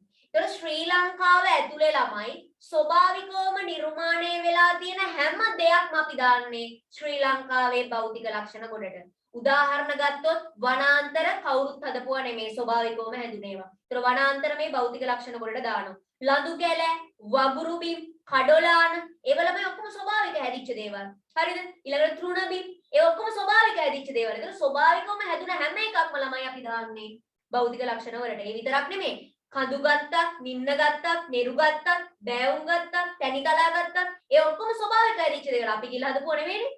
ස්වභාවිකව හැදුන ලංකාව ඇතුලේ ස්වභාවිකවම හැදුන ඕනම දෙයක් තියෙනවා නම් ඒ හැමදේම අයිති වෙන්නේ ශ්‍රී ලංකාවේ භෞතික ලක්ෂණ වලට. සරලව උඩ දාගන්න නැත්නම් ලියා ගන්න ඕනේ. හරි? ශ්‍රී ලංකාවේ සංස්කෘතික ලක්ෂණ කියලා කියන්නේ සංස්කෘතික ලක්ෂණ කියන්නේ ළමයි මිනිසාගේ මැදිහත් වීමෙන් නිර්මාණය කරගත්ත දේවල්. මිනිහා විසින් නිර්මාණය කරගත්ත දේවල්. දැන් ගත්තොත් නිවාස ගත්තොත් මිනිස්සු හදන්නේ. පාරවල් ගත්තොත් මිනිස්සු හදන්නේ. ඊළඟට පාලම් ගත්තොත් මිනිස්සු හදන්නේ. වාහන ගත්තොත් මිනිස්සු හදන්නේ. හරි මම කියන්නේ මිනිස්සු හදන දේවල් ගැන. ඒතකොට මේ ශ්‍රී ලංකාවේ ළමයි මිනිසා විසින් නිර්මාණය කරගත්ත හැම දෙයක්ම අපි දාන්නේ ශ්‍රී ලංකාවේ සංස්කෘතික ලක්ෂණ වලට. ජනාවාස කියන්නේ වාසස්ථානනේ. ඒතර ජනාවාස හදන්නෙත් මිනිස්සු. මාර්ග හදන්නෙත් මිනිස්සු. වගා කරන්නේ භෝගයන් ඒව කරන්නෙත් මිනිස්සු. හරිද? එතකොට පාසල් පන්සල් රෝහල් ඒ හැම දෙයක්ම හදන්නේ මිනිස්සු. ඒතර ශ්‍රී ලංකාවේ සංස්කෘතික ලක්ෂණ කියන්නේ මිනිසාගේ මැදිහත් වීමෙන් නිර්මාණය වෙච්ච මිනිසා විසින් නිර්මාණය කරගත්ත හැම දෙයක්ම ලංකාව ඇතුලේ තියෙන ශ්‍රී ලංකාවේ සංස්කෘතික ලක්ෂණ වලට අයිති වෙන්නේ. මට කියන්න භෞතික සහ සංස්කෘතික ලක්ෂණ දෙකේ වෙනස තේරුණාද? හවුද නැද්ද? ටග්ගල දාන්න. මොකද අංගල සිතියම පැහැදිලි කරන්න කලින් මේ දෙක ඔළුවේ තියෙන්න ඕනේ. ඒක තේරුණා නේද? භෞතික ලක්ෂණ කියන්නේ ස්වභාවිකවම නිර්මාණය වෙලා තියෙන හැම දෙයක්ම වැටෙන්නේ මේකට. මිනිසගේ මැදිහත් වීමෙන් නිර්මාණය වෙලා තියෙන හැම දෙයක්ම වැටෙන්නේ මේකට. හරි ඒකයි කතන්දරේ. හරි දැන් අංගලේ සිතියම ගැන අපි කතා කරන්න යමු. අංගලේ සිතියම හොඳට අහගන්න.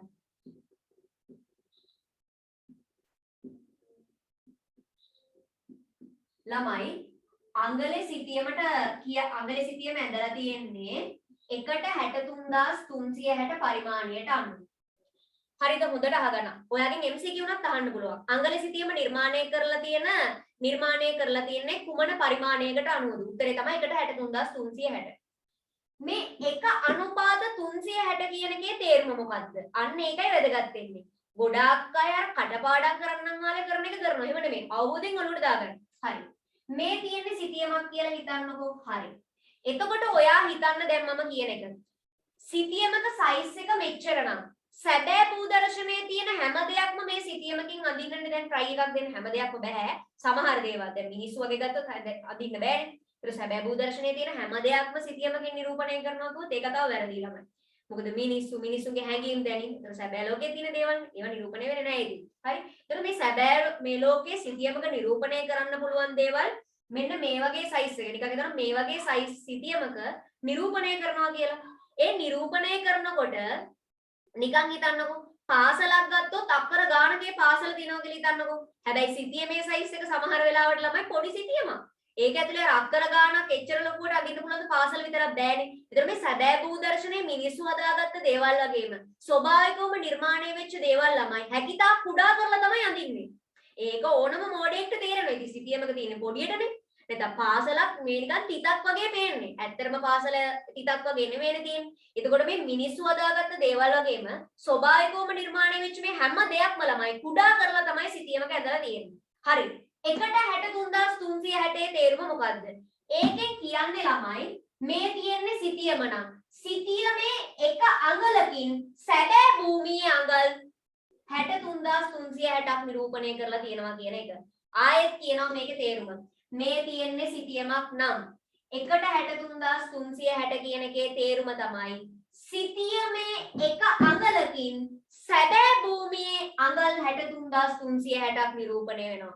ඒ කියන්නේ සිතියමේ ඇඳලා තියෙන එක අඟලකින් කියවෙනවලු සැබෑ භූමියේ ළමයි අඟල් 63360ක කොටසක් සිතියමේ එක අඟලකින් ඇඳලා තියෙනවලු. බලන්න. ආයෙත් කියනවා එකට 63360 පරිමාණය කියවන්න ඉගෙන ගන්න.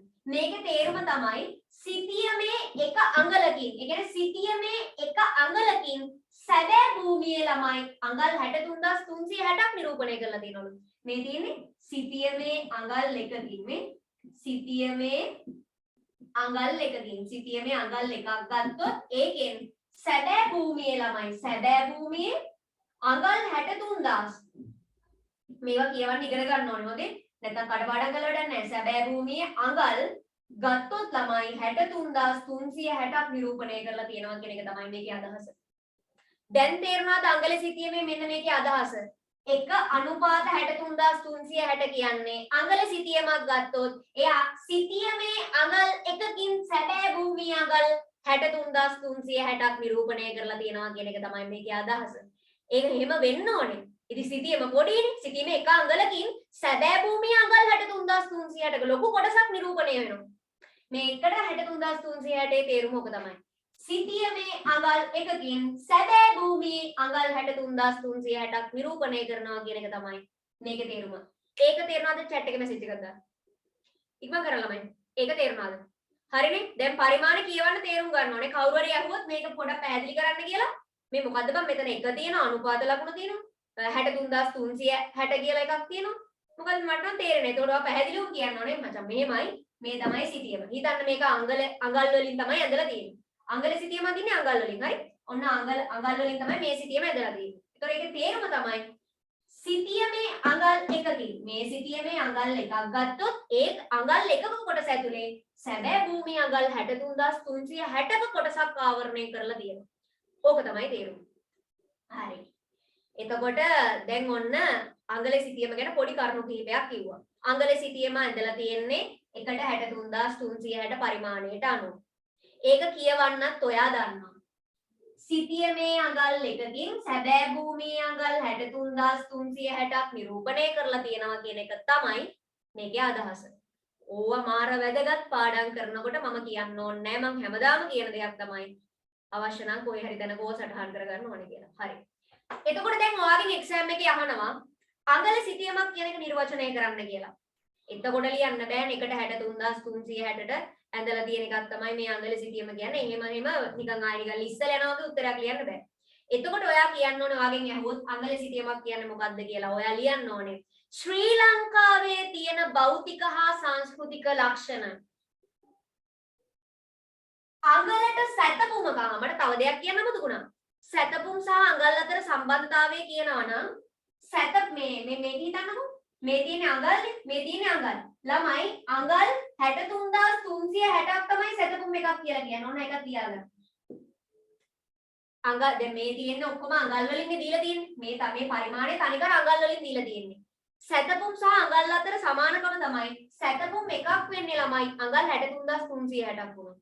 ඒකත් කොහේ පැත්තකින් ලියා ගන්න. ඒක ලියා ගන්න අනිවාර්යෙන් පැත්තකින්. මේ දැන් ඔයාට තව කෙනෙක්ට කියන්න පුළුවන් මේ පරිමාණය විස්තර කරනකොට සිතියමේ අඟල් එකකින් සැබෑ භූමියේ අඟල් 63360ක් නිරූපණය කරලා තියෙනවා කියලා. තවත් කෙනෙක්ට කියන්න පුළුවන් සිතියමේ අඟල් එකකින් සැබෑ භූමියේ සැතපුමක ප්‍රමාණයක් නිරූපණය කරලා තියෙනවා කියලා. ඇයි 63360ටම තමයි අපි සැතපුම් එකක් කියලා කියන්නේ. ඒක තේරුණාද? ටග්ගල් chat එකේ මැසේජ් එකක් දාන්න. ඒක තේරුණාද? ඔය සැතපුම් අඟල් එක තේරුණාද? ටග්ගල් දාන්න ළමයි. මේ 63360ක් අඟල් 63360ක් තමයි සැතපුම් එකක් කියලා කියන්නේ. එතකොට කවුරු හරි මේ පරිමාණය කිව්වොත් සිතියමේ අඟල් එකකින් සැබෑ භූමියේ අඟල් 63360ක් නිරූපණය කරලා තියෙනවා කියලා කිව්වත් සිතියමේ අඟල් එකකින් සැබෑ භූමියේ සැතපුමක ප්‍රමාණයක් නිරූපණය කරලා තියෙනවා කිව්වොත් හරි. මේ පරිමාණය කියවලා තියෙනවා යා හරි. හරි. එතකොට ඔයාගෙන් ඇහුවොත් අඟල සිතියමක් කියන්නේ මොකක්ද කියලා ඔයාගේ උත්තරය තමයි ශ්‍රී ලංකාවේ තියෙන භෞතික හා සංස්කෘතික ලක්ෂණ. අඟලට සැතපුමක පරිමාණයෙන් නිර්මාණය කරලා තියෙන සිතියම් තමයි අඟල සිතියම් කියන්නේ. අන්න බලන්න. හරි ලේසි. ශ්‍රී ලංකාවේ තියෙන භෞතික හා සංස්කෘතික ලක්ෂණ අඟලට සැතපුමක ප්‍රමාණයට. හරිනේ? 63360 කියන්නේ සැතපුම. අඟලට සැතපුමක පරිමාණයට නිර්මාණය කරලා තියෙන සිතියම් අඟල සිතියම් කියලා තමයි අපි කියන්නේ.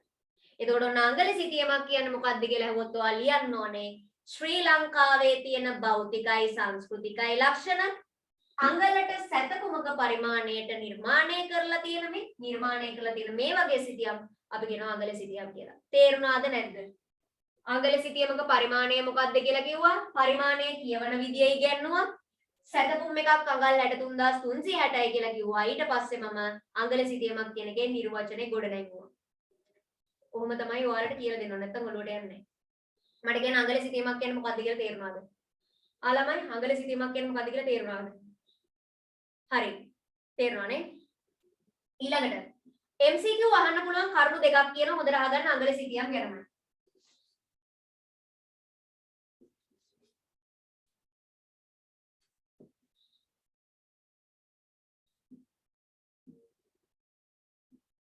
හරි. මේ තියෙන්නේ අඟල සිතියමක් නම් අඟල සිතියමක දිගයි පළලයි කීයද කියලා ඔයාගෙන් එක්සෑම් එකේ අහන්න පුළුවන්. අඟල සිතියමක මේ සිතියම් තියෙනවනේ ඔයාලා දැන් සිතියම් අතර අරගෙන තියෙනවනේ. අඟල සිතියමක දිගයි පළලයි කීයද කියලා ඔයාගෙන් අහන්න පුළුවන්. මතක තියාගන්න ළමයි. අඟල සිතියමක දිග වෙනවා. හරිද? දිග වෙනවා අඟල් 27ක්. අඟල සිතියමක දිග අඟල් වලින් තියෙන්නේ කොහමද? සෙන්ටිමීටර නෙමෙයි කිලෝමීටර ඒව නෑ. හරි? අඟල සිතියමක දිග ඇහුවොත් දිගයි පළලයි ඇහුවොත් ඒක අඟල් වලින් තියෙන්නේ. ඒක හොඳට මතක තියාගන්න. හරි? එතකොට දිග අඟල් 27යි පළල ගත්තොත් තමයි අඟල් 18යි. MCQ වහන්න පුළුවන්. ශ්‍රී ලංකාවේ අඟල සිතියමක දිග හා පළල නිවැරදිව පිළිවෙලින් දක්වා ඇත්තේ කුමන පිළිතුරේද? එතකොට දිග අඟල් 27යි පළල අඟල් 18යි කියලා දන්නේ නැත්නම් උත්තරේ ගහන්න බෑ. ආයි කතා දෙකක් නෑ වරදිනවා. කනා ගැහුවොත් ඔයාගේ ලක් එකට හරියන්න පුළුවන්. හැබැයි කනා ගන්න පේපර් එකක් ලියන්නේ නෙමෙයි අපි යන්නේ. එතන මේක මතක තියාගන්න ඕනේ. තව MCQ පොයින්ට් එකක්. ශ්‍රී ලංකාවේ අඟල සිතියමක දිගයි පළලයි කීයද? ඊළඟට තවත් MCQ අහන්න පුළුවන් එක තැනක් තමයි ලංකාව ආවරණය වන ආකාරයට අඟල සිතියම් කීයක් නිර්මාණය කරලා තියෙනවද? පොඩ්ඩක් වේටින් වල තින්නව ගමු. හරි ළමයි ඔන්න තව ප්‍රශ්නයක් තමයි අඟල සිතියම් සම්බන්ධයෙන් අහනවා නම් අහන්න පුළුවන්. තව එකක් තමයි ලංකාව ආවරණය වන ආකාරයට මේ වගේ අඟල සිතියමක් දැන් ලංකාව ගැන ළමයි ලොකු පරාසයකට විහිදිච්ච එකක් නේ. කොඩියට තිබ්බට භූමි ප්‍රමාණය ටිකක් තියෙනවනේ. එතකොට ළමයි දැන් අඟල් 27යි අඟල් 18යි සිතියම් කොටස් නිර්මාණය කරලා තියෙන්නේ. ඒතර ඔයාගෙන් ඇහුවොත් ලංකාව ආවරණය වන ආකාරයට මේ වගේ අඟල සිතියම් කීයක් නිර්මාණය කරලා තියෙනවද? මතක තියාගන්න 72ක්. ලංකාව ළමයි මේ වගේ සිතියම් පත්‍ර මේ කියන්නේ ලංකාවම ආවරණය වන ආකාරයට මේ වගේ දිගයි පළලකින් යුතු සිතියම් පත්‍ර 72ක් නිර්මාණය කරලා තියෙනවා. 72යි කවුද 92 දැන් මේ වැරදි. මේ මෙට්‍රික් හොඳේ. මේ මෙට්‍රික් නෙමෙයි මෙට්‍රික් එකක් අඟල එකක් හොඳේ. හරියටම හරි නිර්මිති දාලා තියෙනවා 72යි කියලා. 92ක් දාලා තියෙනවා කෙනෙක්. මේ මෙට්‍රික් සිතියම් වලදී තමයි 92 කතන්දරේ තියෙනවා. වටලව ගන්න එපා. හරි? ඔයාලා කවුරු හරි හරියට තියරි වැටලා නැත්නම් කාගේ හරි කලින් ඉගෙනගත්ත කෙනෙක්ගේ දැන් මෙතනදී අල්ල ගන්න පුළුවන් ඔයාලට කොහෙද මිස් වෙලා තියෙන්නේ කියලා. හරි? හරි. එතකොට ඔන්න බලන්න අඟල සිතියම් කතන්දරේ සම්පූර්ණයෙන් ඉවරයි. අඟල සිතියමක පරිමාණය 163360. මේ පරිමාණය කියවන්න ඔයා දන්නවා. සිතියමේ අඟල් එකකින් සැබෑ භූමියේ අඟල් 63360ක්. එහෙම නැත්නම් සැතපුම් එකක් නිරූපණය කරනවා කියන එක තමයි ඒකේ අදහස. අඟල සිතියමක දිගයි පළලයි කීයද? MCQ පොයින්ට් එකක් 27යි 18යි. පටලව ගන්න එපා. මේ පළල මේ දිග. මුළු ලංකාවම ආවරණය වන ආකාරයට නිර්මාණය කරලා ඇති අඟලේ සිතියම්. ඒව නැත්නම් එකට 63360 සිතියම් කීයද ඇහුවොත් 72යි. අඟල සිතියම් කතන්දර ඉවරයි. මට කියන්න ඔය අඟල සිතියම් සම්බන්ධයෙන් කියලා දීපු කරුණු ටික තේරුණාද? ඔව්ද නැද්ද? අග්ගල දාන්න. අඟල සිතියම් කතන්දර ඉවරයි. හයිලයිට් කරගන්න ඕනේ ඒවා හයිලයිට් කරගන්න ඕනේ. ලියා ගන්න ඕනේ ඒවා ලියා ගන්න ඕනේ. හරි. ඔව් කියලා දාලා තියෙනවා. ළමයි මම විනාඩි 3ක් දෙනවා. දැනට කතා කරපු සියල්ල පාඩම් කරන්න. මෙට්‍රික් එකට ඊළඟට යන්න තියෙන්නේ. දැනට කතා කරපු සියල්ල බලා ගන්න. ඊළඟට මෙට්‍රික් යන්න දෙන්නේ. විනාඩි 3යි දෙන්නේ. හරියට විනාඩි 3යි. ඔය අංගල සිතියම් කතන්දර සිතියම් වර්ගීකරණය ටිකට අග්ගල බලා ගන්න. විනාඩි 3යි දෙන්නේ මම. ටක් ගාලා බලා ගන්න. වෙන වැඩ කරන්න එපා. තමන්ම රවට්ට ගන්න එපා. තව පොඩි ඉතාමත් සීමිත කාලයයි තියෙන්නේ.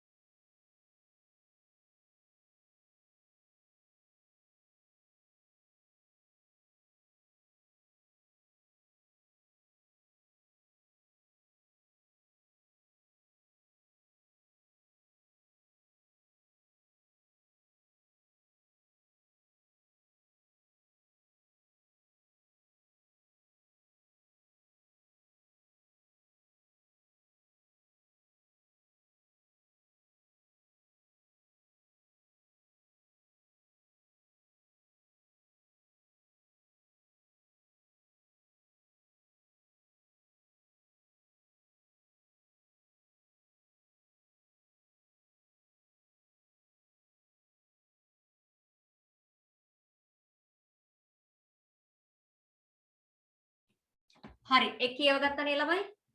ඒ කියව ගත්තනේ. ඔව්නේ. ඒ කියව ගත්තනේ.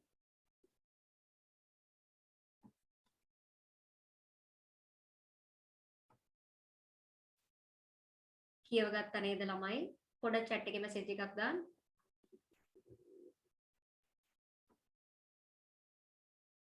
හරි. ඔව් කියලා දාලා තියෙනවනේ. හරි. දැන් යන්නේ matrix සිතියම් කතන්දරේ. හරි. අංගල සිතියම් සම්බන්ධයෙන් MCQ අහන්න පුළුවන් නම් අහන්නේ ළමයි. අංගල සිතියමක පරිමාණය අහන්න පුළුවන්. එකට 63360.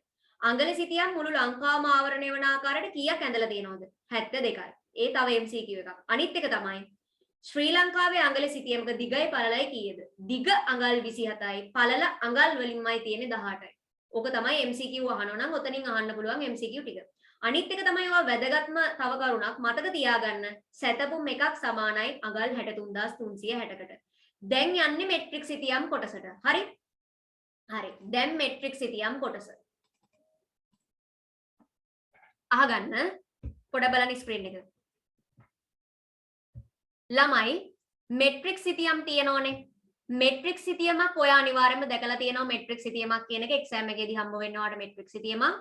එතකොට ඔය මෙට්‍රික් සිතියම් ළමයි ලංකාවේ මෙට්‍රික් සිතියම් පරිමාණ දෙකකට ඇඳලා තියෙනවා. දැන් අංගල සිතියම ගත්තත් පරිමාණයකට අනුවනේ ඇඳලා තියෙන්නේ. සිතියමක් අඳිනවා නම් අනිවාර්යෙන් පරිමාණයක් තියෙනවා. අංගල සිතියම් ගත්තත් පරිමාණයක් තියෙනවා මේ 163,360. ඒ වගේම තමයි මෙට්‍රික් සිතියම් කියන එක ගත්තත් ළමයි මෙට්‍රික් සිතියම් ඇඳලා තියෙන පරිමාණ තියෙනවා. එකක් එකට 50,000 අනිත් එක එකට 10,000. ලංකාවේ ළමයි මෙට්‍රික් සිතියම් අඳිනවා පරිමාණ දෙකකට අනුව. එකට 50,000 සහ එකට 10,000 කියලා පරිමාණ දෙකකට අනුව ලංකාවේ මෙට්‍රික් සිතියම් නිර්මාණය කරලා තියෙනවා. ඒක highlight කරගන්න. ඔයගෙන් ඇහුවොත් ලංකාවේ මෙට්‍රික් සිතියම් නිර්මාණය කරලා තියෙන පරිමාණ දෙකක් ඇහුවොත් මේ තියෙන එකට 50,000යි එකට 10,000යි. හැබැයි මතක තියාගන්න දැන් අපි පාවිච්චි කරන්නේ එකට 50,000 කියන මෙට්‍රික් පරිමාණ. හරි. ලංකාවේ ළමයි මෙට්‍රික් සිතියම් පරිමාණ දෙකකට අනුව නිර්මාණය කරලා තියෙනවා. එකට 50,000යි එකට 10,000යි කියලා. හැබැයි දැනට අපි පාවිච්චි කරන්නේ ළමයි 1980 දශකයෙන් පස්සේ කියන වර්තමානයේ අපි පාවිච්චි කරන්නේ එකට 50,000 කියන මෙට්‍රික් සිතියම් පරිමාණය කියන එක මතක තියාගන්න. හරි. හරි. ළමයි ඒ වගේම තමයි මම ඔයාගෙන් පොඩි දෙයක් අහනවා. මෙට්‍රික් සිතියමක් නිර්මාණය කරන්නේ කවුද? භූගෝල විද්‍යාඥයෙක්ද? එහෙමත් නැත්නම් මිනින්දෝරු දෙපාර්තමේන්තුව විසින්ද? නැත්නම් පිළිගත් නිලධාරියෙක් විසින්ද? කවුරු කියලාද හිතන්නේ? ඔය මෙට්‍රික් සිතියම් මොන පරිමාණයෙන් නැන්දත් ඒක අඳින්නේ කවුද? භූගෝල විද්‍යාඥයෙක්ද? නැත්නම් මෙට්‍රික් සිතියම් පිළිබඳ විශේෂඥයෙක්ද? නැත්නම් කවුද අඳින්නේ? ලංකාවේ ඔය කවුද අඳින්නේ? ඔයගෙන් ඇහුවොත් ලංකාවේ මෙට්‍රික් සිතියම් නිර්මාණය කරන්නේ කවුරුන්ද කියලා උත්තරයක් දෙන්න ඕනේ. හරි ටග්ගල දාන්න. ලංකාවේ මේ හරියටම හරි මතක තියාගන්න. ශ්‍රී ලංකාවේ මෙට්‍රික් සිතියම් නිර්මාණය කරන්නේ කවුරුන්ද කියලා ඇහුවොත් උත්තරේ වෙන්න ඕනේ ශ්‍රී ලංකා මිනින්දෝරු දෙපාර්තමේන්තුව තමයි ඕවා නිර්මාණය කරන්නේ. හරි ගොඩක් අය වරද්දනවා. වරද්ද ගන්න එපා. ඔයාගෙන් ඇහුවොත් ශ්‍රී ලංකාවේ මෙට්‍රික් සිතියම් නිර්මාණය කරන්නේ කවුද කියලා භූගෝල විද්‍යාඥයෝ නෙමෙයි උත්තරේ වෙන්නේ ශ්‍රී ලංකා මිනින්දෝරු දෙපාර්තමේන්තුව. හරියටම හරි. හරි. එතකොට ඒක highlight කරලා තියාගන්න අනිවාර්යෙන්ම ඔයාගෙන් ඇහුවොත් කවුද මේ මෙට්‍රික් සිතියම් අඳින්නේ කියලා මිනින්දෝරු දෙපාර්තමේන්තුව යටතේ තමයි මේ මෙට්‍රික් සිතියම් අඳින්නේ. ඔය MCQ point මාර වැදගත්තා. ඒ වගේම තමයි ඔයාගෙන් අහන්න පුළුවන් මේ මෙට්‍රික් සිතියමක් අඳින්නේ මොන පනත එකට 50,000 මෙට්‍රික් සිතියම අඳින්නේ මොන පනත සම්මත කරගත්තරද පස්සේ පනත් ගැන හොඳේ කතා කරන්න. ඔය මේ දවස්වල නම් ආණ්ඩුවේ පනත් ඕන තරම් තියෙනවනේ. හරි වෙනවනේ. එතකොට ළමයි හරි. එතකොට මතක තියාගන්න මේ එකට 50,000 මෙට්‍රික් සිතියම් නිර්මාණය කරන්නේ ළමයි 1997 ආවා 1974 ආවා අංක 24 දරන කිරුම් පඩිහා මිනුම් මිවි පනත කියලා එකක්. ඒක සම්මත කරගත්තට පස්සේ තමයි ලංකාවේ 1980 ඉඳලා මේ එකට 50,000 මෙට්‍රික් සිතියම් නිර්මාණය කරන්න ගත්තේ. මෙට්‍රික් සිතියම් ලංකාවේ පරිමාණ දෙකකින් නිර්මාණය කරනවා. එකට 10,000 එකට 50,000 කියලා. එතකොට එකට 10,000 මුලින්ම නිර්මාණය කරේ ළමයි එකට 10,000. එතකොට මේ 1974 අංක 24 දරන කිරුම් පඩිහා මිනුම් මිමි පනත සම්මත කරගත්තට පස්සේ 1980 දශකයේ ඉඳලා පනතාව 1974 අවුරුදු 6කට පස්සේ 1980 වගේ ඉඳලා එකට 50,000 නිර්මාණය කරන්න ගත්තා. ඔන්න MCQ අහන්න පුළුවන්. 1/50000 මෙට්‍රික් සිතියම් නිර්මාණයට සම්මත කරගත් පනත මොකද්ද? එතකොට පනත වෙන්නේ ළමයි 1974 අංක 24 දරන කිරුම් පඩි හා මිනුම් මිමි. මිනුම් මිමි හා කිරුම් පඩි කියලා දෙන්න පුළුවන් වරද්දන්න ඔයාලට. මතක තියාගන්න පනත මේ විදිහට මතක තියෙන්න ඕනේ. මෙතනින් අහන්න පුළුවන් සියලුම MCQ මම කියන්නම්. ඔයාගෙන් අහන්න පුළුවන් පළවෙනි MCQ එක. ලංකාවේ මෙට්‍රික් සිතියම් නිර්මාණය කරලා තියෙන පරිමාණ දෙක. 1,10,000 1,50,000. ඊළඟට 1/50000 මෙට්‍රික් සිතියම් නිර්මාණය කරේ ලංකාවේ කුමන දශකයේ ඉඳලාද කියලා අහන්න පුළුවන්. 1990 දශකයේ. ඊළඟ ප්‍රශ්නේ 1/50000 මෙට්‍රික් සිතියම් නිර්මාණයට පාදක කරගත් සම්මත කරගත් පනත මොකද්ද? 1974 අංක 24 දරන කිරුම් පඩි හා මිනුම් මිනි. ඊළඟට අහන්න පුළුවන් කවුද මේ මෙට්‍රික් සිතියම් නිර්මාණය කරන්නේ? ඔයාවක්වත් මමවක්වත් නෙමෙයි ශ්‍රී ලංකා මිනින්දෝරු දෙපාර්තමේන්තුව. ඔන්න අහන්න පුළුවන් MCQ ටික 4ක් තියෙනවා. highlight කරගත්තද? ඒ ටික තේරුණාද? ආලමයි ඒ ටික තේරුණාද? chat එක message එකක් දාන්න. හරි ලේසි පොඩි පොඩි කරුණු කීපයක්. ඒ ටික තේරුණා නේද? highlight කරගත්තනේ. හරි. ඔව් කියලා දාලා තියෙනවා. ළමයි ඔය මෙට්‍රික් සිතියමක් වුණත් මුළු ලංකාවම එකපාර ආවරණය වෙන විදිහට එකම එක මෙට්‍රික් සිතියමක් ඇඳලා ඉවර කරන්න බෑ. ඇයි ලංකාවේ තියෙන භෞතිකයි සංස්කෘතිකයි ලක්ෂණ ඔය සිතියම වලට දාන්න ඕනේ. එතකොට ළමයි මුළු ලංකාවම එකපාර ආවරණය කරලා එක මෙට්‍රික් සිතියමක් නිර්මාණය කරන්න බෑ. ඒක අසීරු වැඩක්. ඒ හින්දා ළමයි කරලා තියෙන්නේ මොකද දන්නවද කරලා තියෙන්නේ?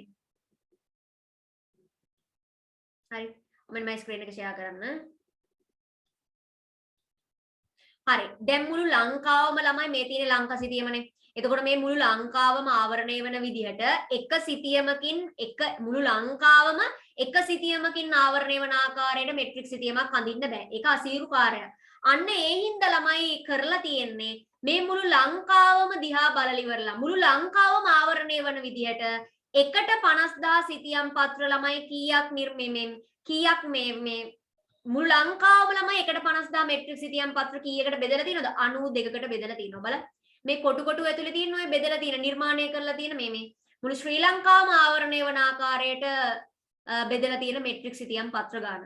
අන්න බලන්න. මුළු ලංකාවම 1/50000 එක මෙට්‍රික් සිතියමකින් අඳින්න බෑ. අන්න ඒ හින්දා 1/50000 මෙට්‍රික් සිතියම් පත්‍ර ගණනාවකට ලංකාව බෙදලා ඉවරලා ලංකාවේ මෙට්‍රික් 1/50000 මෙට්‍රික් සිතියම් 92ක් ලංකාව බෙදලා හදලා තියෙනවා. හරිද? ඒක මතක තියාගන්න.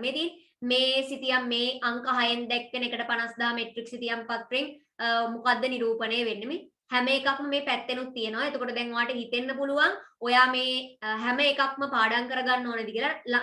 මේකේ ළමයි අංක 1 ඒ වගේම මේ ඔය යාපනය කොළඹ ඊළඟට ගම්පහ ඔය තැන් තියෙන අංක ටික අනිවාර්යෙන් highlight කරගන්න. අංක 1ට තියෙන්නේ මොකද්ද? මහීපායි. හරි? ඔය විශේෂ මේ කියන්නේ MCQ අහනකොට මෙතන ඔක්කොම අපිට ඇත්තටම පාඩම් කරගන්න බෑ ළමයි. මොකද 92ක් තියෙනෝනේ. ඕව මතක හිටින්නෙත් නෑ. හැබැයි ඔයා මෙන්න මෙතනින් ළමයි highlight කරගන්න ඔය තියෙන්නේ අංක 1න්. ඒ කියන්නේ අංක 1ට අංක 1 මෙට්‍රික් සිතියම් පත්‍රය 1/50000 මෙට්‍රික් සිතියම් පත්‍රය කොහෙද නිරූපණය වෙන්නේ? ඊළඟට ළමයි 92න් අන්තිම එක 92නේ. එතකොට 92 කියන 1/50000 මෙට්‍රික් සිතියමෙන් කොහෙද නිරූපණය වෙන්නේ? ඒ වගේම තමයි කොළඹ කොහෙද තියෙන්නේ? මේ කොළඹ නම් තියෙන ළමයි 66. බලන්න. කොළඹ කීයද? ඔය ටික අනිවාර්යෙන් මතක තියාගන්න. හරි. ඔය දැන් මේ ඔක්කොම බලා ගන්න බෑ. ඒ හින්දා එකෙන් මොකද්ද අන්තිම එකෙන් මොකද්ද කොළඹ. ඔය ටිකනේ ගොඩක් වැදගත්ම වෙන්නේ. ඔය ටික අනිවාර්යෙන් මතක තියාගන්න. හරි? මේ ඔක්කොම මතක තියාගන්න බෑ. පාඩම් හිටින්නේ නැහැ. ඒ හින්දා දැන් මුළු ලංකාවම 1/50000 මෙට්‍රික් සිතියමකින් අඳින්න බෑ. අන්න ඒ හින්දා 1/50000 පරිමාණය මෙන්න මේ වගේ මෙට්‍රික් සිතියම් පත්‍ර 92කට ලංකාව බෙදලා තියෙනවා. මේ තියෙන්නේ. ඔය ලංකාව බෙදලා තියෙන විදිය. හරි. ඒකේ අංක 1න් මණිපායි අංක 92 සිතියම් පත්‍රයෙන් ඇදලා තියෙන්නේ තංගල්ල ඊළඟට 66න් කොළඹ කියන එක highlight කරලා තියාගන්න. හරි. හොඳට මතක තියාගන්න. මුළු ලංකාවම ආවරණය වන ආකාරයට 1/50000 මෙට්‍රික් සිතියම් පත්‍ර 92කට බෙදලා තිබ්බත් දැනට සත්‍ය වශයෙන්ම නිර්මාණය කරලා තියෙන 89යි. ඔන්න මේක තමයි MCQ වරද්දනවා නම් අනිත් එක වරද්ද ගන්න පොයින්ට් එක. ගොඩක් ළමයි මේක තමයි වරද්ද ගන්න. හොඳට අහන්න මම මේ කියන එක. මුළු ලංකාවම 1/50000 මෙට්‍රික් සිතියම් පත්‍ර 92කට බෙදලා තියෙනවා. හැබැයි දැනට සත්‍ය වශයෙන්ම නිර්මාණය කරලා තියෙන්නේ ළමයි 89ක් විතරයි. බෙදලා තිබ්බට 92ක් දැනට ඇඳලා තියෙන්නේ 89ක් විතරයි. ඔයාගෙන් ඇහුවොත් එක්සෑම් එකේ ශ්‍රී ලංකාව 1.50000 මෙට්‍රික් සිතියම් පත්‍ර කීයකට බෙදලා තියෙනවද කියලා ඇහුවොත් 92යි. දැනට සත්‍ය වශයෙන්ම මුද්‍රණය කරලා තියෙන ගාන, නිර්මාණය කරලා තියෙන ගාන, පිටපත් කරලා තියෙන ගාන ඇහුවොත් 89. ඔය වචන පටලව ගන්න එපා. කොහෙන් හරි ඕන ලියාගන්න. මුළු ශ්‍රී ලංකාවම 1.50000 මෙට්‍රික් සිතියම් පත්‍ර 92කට බෙදලා තියෙනවා. හැබැයි ඔයාගෙන් ඇහුවොත් 1.50000 මෙට්‍රික් සිතියම් කීයක් නිර්මාණය කරලා තියෙනවද? පිටපත් කරලා තියෙනවද? සත්‍ය වශයෙන්ම නිර්මාණය කරලා තියෙන ගාන ඇහුවොත් ඔය වචන තුනම සමානයි 89. දැනට පිටපත් කරලා තියෙන ගාන, දැනට නිර්මාණය කරලා තියෙන ගාන, දැනට මුද්‍රණය කරලා තියෙන ගාන, සත්‍ය වශයෙන්ම නිර්මාණය කරලා තියෙන ගාන 89. ඔය MCQ වහන විදිය ලියලා තියාගන්න අනිවාර්යයෙන්ම. මුළු ලංකාවම 92කට බෙදලා තිබ්බට සිතියම් පත්‍ර දැනට සත්‍ය වශයෙන්ම නිර්මාණය කරලා තියෙන ගාන, මුද්‍රණය කරලා තියෙනවා කිව්වා, සත්‍ය වශයෙන්ම නිර්මාණය කරලා තියෙනවා කිව්වා, පිටපත් කරලා තියෙනවා කිව්වා, නිර්මාණය කරලා තියෙනවා කිව්වත් එකම අදහස 89. ඒක ලියා ගන්න. MCQ වරද්දක් නැහැ. හොඳේ ටියුට් එකේ තියෙනවා. මේ ඉතින් මෙතනක් තියෙනවා මේ 1.50000 මෙට්‍රික් සිතියම් පත්‍ර 92කට බෙදා වෙන් කරලා තිබ්බත් සත්‍ය වශයෙන්ම දැනට ඇති සිතියම් ගණන තමයි 89. හරි. මෙතන ලියා ගන්න සත්‍ය වශයෙන්ම නිර්මාණය කරා කිව්වත්, මුද්‍රණය කරලා තිබ්බා කිව්වත්, පිටපත් කරලා තිබ්බත් ගාන 89. හරි. ඕක වරද්ද ගන්න බෑ ආයි කිසිම MCQ පේපර් එකක. ඔයාට හිතෙන්න පුළුවන් ඊළඟට මේ වගේ කොටු 92කට සරලම ඔයාගේ භාෂාවෙන් කියනවා නම් මේ වගේ කොටු 92කට බෙදුවේ මොන පදනමකින්ද? කොහෙන්ද මේක බෙදන්න පටන් ගත්තේ? අරමුණක් ඇතුවේ පයි ළමයි ඕනම දෙයක් කරන්න. ළමයි මේ විදියට 92ක් බෙදුවේ නිකන් යන්නම් වාලේ නෙමෙයි. හරිද? මේ වගේ දෙයක් කරනකොට ආයෙ නිකන් හොඳ කාර්යක්ෂමතාවයකින් කරන්න ඕනේ. ලංකාවේ ළමයි පිදුරු තලාගෙන නිකන් හිතන්නකෝ මේ මැද හරිය කියලා පිදුරු තලාගල මෙන්න මේ හරිය තියෙන කියලා හිතන්නකෝ. හරි. එතකොට ළමයි පිදුරු තලාගල කන්දේ ඉඳලා කිලෝමීටර් ළමයි නිව් සිලබස් එකට අනුව නම් 500යි 500ක් බටහිරින් සහ කිලෝමීටර් 500ක් ළමයි දකුණෙන්. එතකොට මේ හවු වෙන මධ්‍ය ලක්ෂයක් තියෙනවනේ. මෙන්න මේ මධ්‍ය ලක්ෂයක් තියෙනවනේ. එතකොට ආයි අහගන්න ওই විදියට 92කට බෙදුවේ ළමයි පිදුරු තලාගල ඉඳලා කිලෝමීටර් 500ක් බටහිරින් සහ කිලෝමීටර් 500ක් දකුණෙන් තියෙන මෙන්න මේ මධ්‍ය ලක්ෂයේ ඉඳලා තමයි මෙන්න මේ විදියට ළමයි 92කට බෙදන්න පදනම් කරගත්තේ. ඔයාගෙන් අහන්නේ එක ශ්‍රී ලංකාවේ භූලක්ෂණ සිතියම් වල ජාලක යොමු වටිනාකම් වල ආරම්භය කොහොමද කියලා තමයි අහන්නේ. අහන්නකෝ දැන් ඔයාගෙන් කෙලින්ම අහන්නේ නැහැ. 1.50000 මෙට්‍රික් සිතියම බෙදන්න ගත්තේ කොහොමද කියලා අහන්නේ. ඒකට ලස්සන නමක් තියෙනවා. 1.50000 කිව්වත් ශ්‍රී ලංකාවේ භූලක්ෂණ සිතියම් වල ජාලක යොමු වටිනාකම ලියා දක්වන්න කිව්වොත් ඒක තමයි පිදුරු තලාගල ඉඳලා කිලෝමීටර් 500ක් බටහිරින් සහ කිලෝමීටර් 500ක් දකුණෙන් පිහිටන මධ්‍ය ලක්ෂයකින් මෙන්න මේ ලක්ෂයෙන් තමයි ඒ බෙදීම ආරම්භ වෙන්නේ. හොඳට අහගන්න ආයෙත් කියනවා ඒ කතන්දරේ. හරි. දැන් ඔයාට හිතෙන්න පුළුවන් හරි. මේ 92කට බෙදන්න පාදක කරගත්තේ කොහොමද? කොහොමද මේක බෙදන්නේ? ඕන විදිහට බෙදන්න බෑ. පිදුරු තලාගල ඉඳලා ළමයි කිලෝමීටර් 500ක් බටහිරින් සහ කිලෝමීටර් 500ක් දකුණෙන්. බටහිර සහ දකුණ කියලා මතක තියාගන්න. නැත්නම් උතුරු නැගෙනහිරත් කියලා දායි. හරි? වරද්ද ගන්න එපා. පිදුරු තලාගල ඉඳලා හරිද? පිදුරු තලාගල ඉඳලා කිලෝමීටර් 500ක් බටහිරින් කිලෝමීටර් 500ක් දකුණෙන් පිහිටන මෙන්න මේ මධ්‍ය ලක්ෂයේ ඉඳලා තමයි හරිද? මෙන්න මේ මධ්‍ය ලක්ෂයේ ඉඳලා තමයි මේ විදියට 92කට ළමයි ඔන්න ඔය වගේ සිතියම් පත්‍ර බෙදන්න පාදක කරගත්තේ. දැන් මම අර ෂෝට් ඇන්ඩ් ස්වීට් විදියට මේ විදියට බෙදාගෙන ගියත් එහෙම බෙදන්නේ නැහැ. හරි? මම නිකන් උදාහරණකින් පෙන්නුවා විතරයි. ඒක බෙදන්නේ අර පිදුරු තලාගල ඉඳලා ළමයි කිලෝමීටර් 500ක් දකුණෙන් සහ කිලෝමීටර් 500ක් මේ බටහිරින් පිහිටන ලක්ෂයේ ඉඳලා තමයි ඔය බෙදීම කරන්නේ.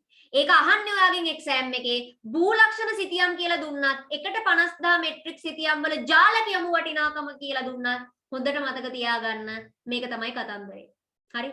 1.50000 මෙට්‍රික් සිතියම් වල ජාලක යොමු වටිනාකම ලියා දක්වන්න කිව්වා.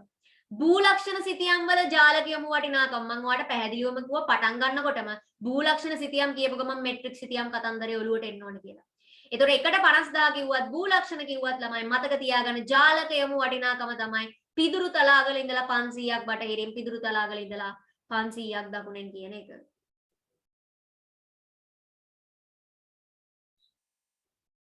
හරි. ඒ වගේම තමයි තව MCQ එකක් අහන්න පුළුවන්. ජාලක යොමු වටිනාකම ආරම්භ වෙන්නේ කොහෙන්ද? පිදුරු තලාගලින්. හොඳේ? ඒක මතක තියාගන්න. පිදුරු තලාගලින් තමයි ජාලක යොමු වටිනාකම ආරම්භ වෙන්නේ. තව MCQ එකක්.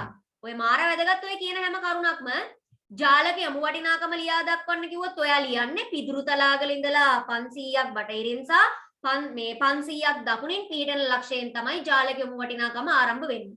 ඔයාගෙන් ඇහුවොත් ජාලක යමු වටිනාකම් ආරම්භ වන ස්ථානය මොකක්ද කියලා පිදුරු තලාගල තමයි උත්තරේ වෙන්නේ. හරි. මේ පිටුවේ කියපු කරුණු මාර වැදගත්. මුලින්ම මොකක්ද කිව්වේ? 1.50 එක සිතියම කඳින්න බැරි හින්දා අහගන්න සාරාංශය ආයි කියනවා. ලංකාවම මේ විදියට 92කට සිතියම් පත්‍ර 1.50 සිතියම් පත්‍ර 92කට බෙදලා තියෙනවා. පළවෙනියටම මණිපායි 92න් තංගල්ල 66න් කොළඹ. ඒ ටික මතක තියාගන්න. තංගල්ල කියපු ගමන් කාල්ටන් නිවස මතක් වෙන්න බෑ. අපිට රාජපක්ෂල වැඩක් නැති හින්දා. හරි. එතකොට ළමයි එහෙම හරි කමක් නැහැ මතක තියාගන්න. අන්තිමය තමයි තංගල්ලේ කාණ්ඩ මේ ඒ නිවසේ නම හරි මතක තියාගන්න.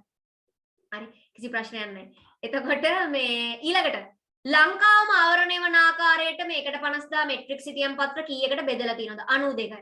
හැබැයි දැනට සත්‍ය වශයෙන්ම නිර්මාණය කරලා තියෙන ගාන, මුද්‍රණය කරලා තියෙන ගාන, පිටපත් කරලා තියෙන ගාන ඇහුවොත් 89. වරද්ද ගන්න නම් එපා. ඊළඟට ජාලක යමු වටිනාකම 1.50 කියලා දුන්නත්, භූ ලක්ෂණ කියලා දුන්නත් ජාලක යමු වටිනාකම ලියන්න කිව්වොත් උත්තරේ තමයි පිදුරු තලාගල ඉඳලා 500ක් බටහිරින් 500ක් දකුණින්. ආරම්භ වන ස්ථානයේ කොහෙද කියලා ඇහුවොත් පිදුරු තලාගල කියන එක මතක තියාගන්න. මට කියන්න ඔය කරුණු ඔක්කොම තේරුණාද නැද්ද? ආ ළමයි ඔය කියන කරුණු ඔක්කොම තේරුණාද නැද්ද?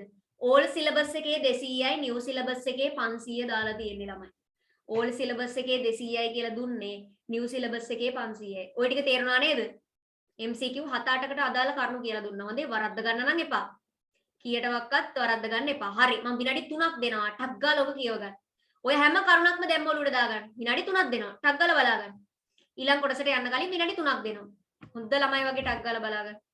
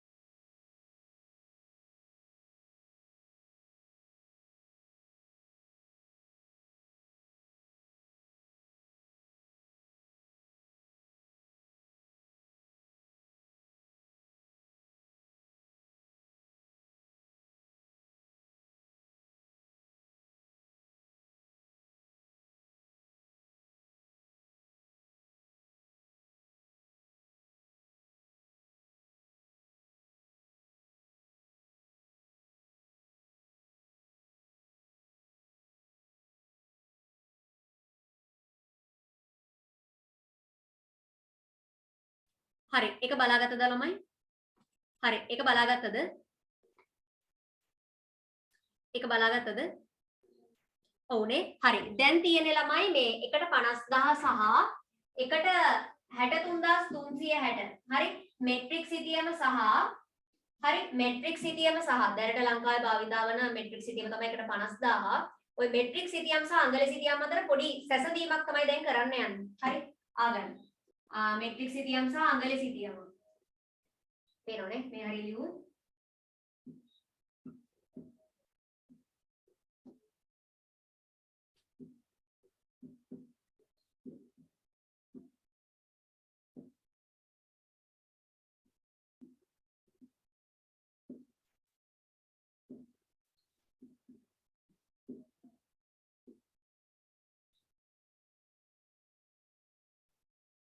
හරි. තව වැදගත් දෙයක් කියන්න අමතකුණානේ. තව වැදගත් දෙයක් කියන්න අමතකුණා මීට කලින්. ඒක හොඳ වෙලාවට එක්කෙනෙක් ඇහුවේ. පොඩි වැදගත් දෙයක් මිස් මේ කියන්න අමතකුණා ළමයි ඉන්නකෝ ඒකත් මම කියන්න. හරි. දැන් මම ඔයාලට කරුණක් කිව්වා නේද? මුළු ලංකාවම ආවරණය වන විදියට 92කට බෙදලා තිබ්බත් දැනට ඇත්තටම ඇඳලා තියෙන ගාන ඇහුවොත් 89යි කියලා කියන්න කියලා. ඒකට හේතුව දන්නවද? මට ඒකට හේතුව කියන්න අමතකුණා. අහගන්නකො ළමයි. මෙතන බලන්න හොඳට මෙන්න මෙතන මේ බලන්න මෙතන බලන්න එක කොටුවක් ඇතුලේ ඒ කියන්නේ එකට 50000 එක මෙට්‍රික් සිතියම් පත්‍රයක් ඇතුලේ අංක දෙකක් තියෙනවා 57 58 64 65 71 72 ළමයි ඔය අංක දෙකක් එකක් ඇතුලේ ඇඳලා තියෙනවා හරිද අපි ඒකයි කියන්නේ මුළු ලංකාවම 92කට බෙදලා තිබ්බත් මේ විදියට 92ක් කියලා සිතියම් පත්‍ර තියෙනවා හැබැයි දැනට සත්‍ය වශයෙන්ම ඇඳලා තියෙන ගාන 89 වෙන්නේ 57 58 කියන දෙකම එකට ඇඳලා තියෙන්නේ 64 65 කියන සිතියම් පත්‍ර දෙකම එකට ඇඳලා තියෙන්නේ 71 72 කියන දෙකම එකට ඇඳලා තියෙන්නේ හරි නේද මේ බලන්න මේ එතකොට එක සිතියමක් ඇතුලේ සිතියම් පත්‍ර දෙකක් අංක දෙකක් නිරූපණය වෙනවා ඉතින් 70නේ 92කින් 3ක් අඩු කරාම 89 අන්න බලන්න බෙදලා තිබ්බට 92කට ඇත්තටම ඇඳලා තින්නේ 89යි එහෙම වෙන්න හේතුව තමයි සිතියම් පත්‍ර දෙකක් එකකට ඇඳලා තියෙනවා මේ හැම සිතියම් පත්‍ර දෙකක්ම එකකට ඇඳලා තියෙන්නේ 57 58 64 65 71 72 කියන මෙන්න මේ සිතියම් පත්‍ර දෙකක් එකකට ඇඳලා තියෙන හින්දා තමයි 92 89 උනේ ඇත්ත වශයෙන්ම නිර්මාණය කරලා තියෙන ගාන. ඒක තේරුණාද ළමයි? 92කට බෙදලා තිබ්බත් කොහොමද 89 උනේ කියන එකේ හේතුව තේරුණාද? සිතියම් පත්‍ර දෙකක් එකකට ඇඳලා. ඉතින් ඒ වගේ තුනක් තියෙනවා. එතකොට 92කින් 3ක් අඩු කරාම 89. ඒක තේරුණාද? ඔව්ද නැද්ද? ඒක තේරුණාද? ඔව්ද නැද්ද? ඒක තේරුණා නේද? 92කට බෙදලා තිබ්බත් කොහොමද 89 උනේ? ආයෙත් මම එකපාරක් කියන්නම් අහගන්න. දැන් ඔයා දන්නවා මේ සම්පූර්ණයෙන්ම 92කට බෙදලා තියෙනවා. හැබැයි මම කිව්වා කරුණක් ඇත්තටම ලංකාවේ ඇඳලා තියෙන 89යිලු. එහෙම ඒකට හේතුව තමයි බලන්න 57 58 කියන එකට 50000 මෙට්‍රික් සිතියම් පත්‍ර ඒ කොටස් දෙකම එකකට ඇඳලා 64 65 කියන ඒ කොටස් දෙකම එකකට ඇඳලා 71 72 කියන දෙකම එකකට ඇඳලා ඉතින් ඒතර 89න් 3ක් අඩු වුණා sorry 92න් 3ක් අඩු වුණාම 89 තමයි. ඒ ඉතින් දෙකක් ළමයි එකකට ඇඳලා තියෙනකොට හරිනම් මෙතන 6ක් ඇඳෙන්න ඕනේ වෙන වෙනම ඇඳනවා. ඒ දෙකක් එකට ඇඳලා තියෙන ඉඳ 3යි ඇඳලා තියෙන්නේ. 89න් ළමයි කීයද 3ක් අඩු කරාම sorry 92න් 3ක් අඩු කරාම 89 හරිනේ ඒ වගේම තමයි අනිවාර්යයෙන්ම ළමයි 57 58 කියන්නේ මොකද්ද 64 65 කියන්නේ මොකද්ද 71 72 කියන්නේ මොකද්ද කියලාත් ඔයා අනිවාර්යෙන් පාඩම් කරගන්න ඕනේ ඒක මට කියන්න බැරි වුණා 57න් 57 සහ 58 යන්නේ ළමයි අම්පාර කල්මුනේ ඊළඟට 71 72 කියන්නේ පොතුවිල් කෝමාරි highlight කරගන්න අනිවාර්යයෙන්ම ඔය 89 උනේ කොහමද? සිතියම් පත්‍ර දෙකක් එකකට ඇඳලා තියෙන මේ අංක ටික ඔයාගේ ඔළුවේ තියෙන්න ඕනේ.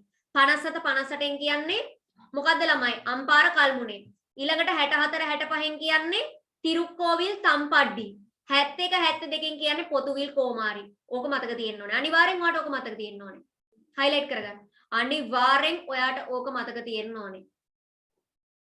හරි. ඒකත් අනිවාර්යෙන් ඔළුවේ තියෙන්න ඕනේ. හොඳේ? 89 උනේ කොහමද?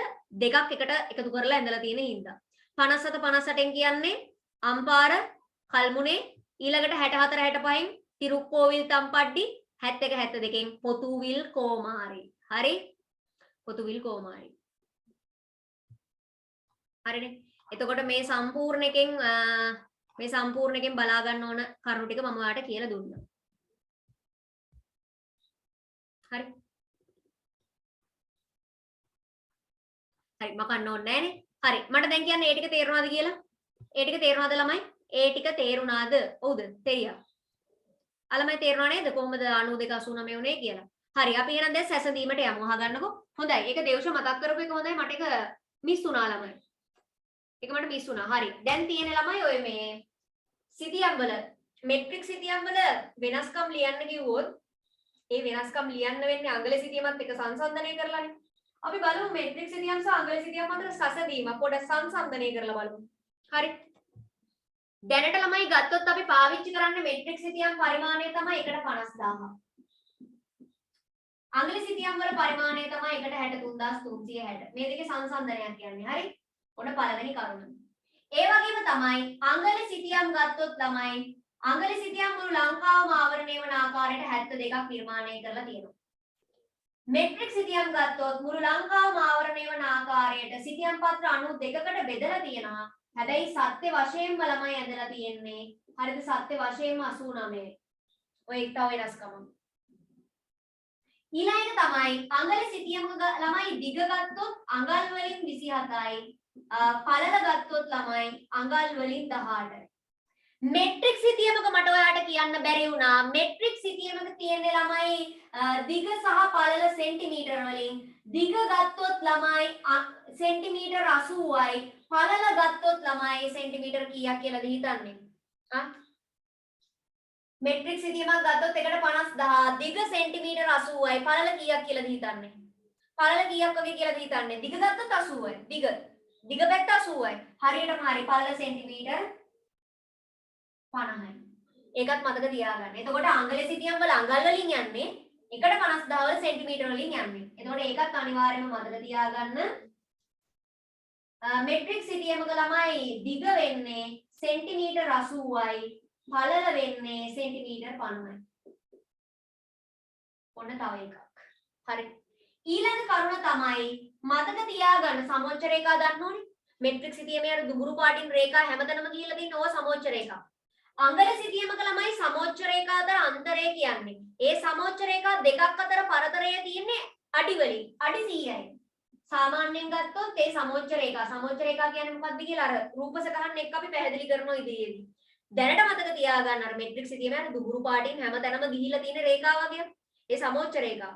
ඒතකොට මේ සමෝච්ච රේඛා දෙකක් අතර පරතරය අංගල සිතියමක ගත්තොත් ළමයි ඒ දෙකක් අතර පරතරය අඩි වලින් තියෙන අඩි 100යි.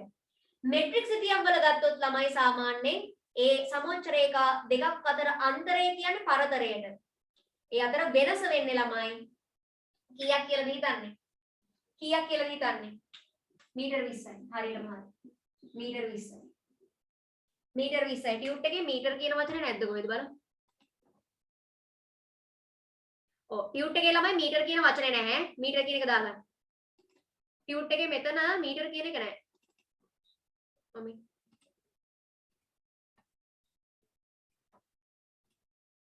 ළමයි ටියුට් එකේ මේ මීටර කියන එක නැහැ. මීටර හැලිලා. මේක පොඩ්ඩක් දාගන්න.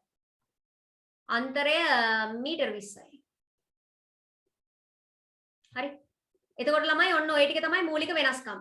ඒ වගේම තමයි තව මෙතන වැදගත් කරුණක් තියෙනවා. මෙන්න මේක මම ටිකක් ලොකුවට පැහැදිලි කිරීමක් කරනවා. අහගන්නකෝ. මේක ටිකක් ලොකුවට පැහැදිලි කිරීමක් කරනවා. මෙතන ළමයි මාතෘකාව පොඩි වෙනසක් දාගමු අපි. මෙට්‍රික් සිතියම් සහ අංගල සිතියම් වල මූලික වෙනස්කම්. මෙට්‍රික් සිතියම් සහ අංගල සිතියම් වල මූලික වෙනස්කම්. දෙකක් සංසන්දනයක් නේ අංගල සිතියම් වල මූලික වෙනස්කම්. පරිමාණ අන්තර ඕ අනිවාර්යෙන් මතක තියාගන්න. හරි. හරි. මෙන්න මේ අන්තිම කරුණ මම ඔයාලට පැහැදිලි කරනවා හොඳට අහගන්න. අංගල සිතියම් සහ මෙට්‍රික් සිතියම් වල ආයෙත් බලන්න වෙනස්කම්. පරිමාණය 1,63,360 දන්න දින පරිමාණය මෙට්‍රික් වල 1,50,000. කොච්චර ඇදලා තියෙනවද කියනවනම් අඟලේ 72ක් ඇදලා තියෙනවා සිතියම්. මෙට්‍රික් වල බෙදලා තියෙනවා ලංකාව 92කට. ඇත්තටම ඇදලා තියෙන්නේ 89. මේකේ දිග අඟල් වලින් පළලත් අඟල් වලින් දිග අඟල් 27යි පළල අඟල් 18යි. මේ මෙට්‍රික් වලදී දිගයි පළලයි දෙකම කියන්නේ සෙන්ටිමීටර වලින්. දිග සෙන්ටිමීටර 80යි පළල සෙන්ටිමීටර 50යි. ඒ වගේම තමයි අඟල සිතියම් වල ළමයි සමෝච්ච රේඛා දෙකක් අතර අන්තරය කියන්නේ පරතරය. ඒ වෙනස වෙන්නේ අඩි 100යි. මෙට්‍රික් වල මීටර වලින් තියෙන මීටර 20යි. හරිනේ. මෙතනින් MCQ අහන්න පුළුවන්. ඔයාගෙන් අහන්න පුළුවන් මෙතනින් MCQ. අඟල සිතියමක පරිමාණය ඇතුළත් පිළිතුර 163360. මෙට්‍රික් සිතියමක වර්තමානයේ පාවිච්චි කරන අනුපාත පරිමාණය 1.50000. අඟල සිතියම් කීයක් නිර්මාණය කරලා තියෙනවද? 72යි. තව MCQ එකක්. තවත් MCQ එකක්. මෙට්‍රික් සිතියම් ලංකාවම කීයකට බෙදලා තියෙනවද? 92යි. තවත් MCQ එකක්. දැනට ඇත්ත වශයෙන්ම 1.50000 මෙට්‍රික් සිතියම් කීයක් ඇදලා තියෙනවද? 89යි. තව MCQ එකක්. අඟල සිතියමක දිගයි පළලයි නිවැරදිව දැක්වෙන පිළිතුර මොකද්ද? දිග අඟල් 27යි පළල අඟල් 18යි. තවත් MCQ එකක්. මෙට්‍රික් සිතියමක දිගයි පළලයි සෙන්ටිමීටර වලින් කීයද? දිග සෙන්ටිමීටර 80යි පළල සෙන්ටිමීටර 50යි. අඟල සිතියමක සමෝච්ච රේඛා දෙකක් අතර අන්තරය පරතරය කීයද? අඩි වලින් තියෙන 100යි. මෙට්‍රික් වල කීයද? මීටර වලින් 20යි. MCQ ගොඩකට අදාළ කරුණු කියලා දුන්නා. ඕක තේරුණාද ළමයි? ළමයි ඔබ තේරුණාද? ඔව්ද ළමයි නැද්ද?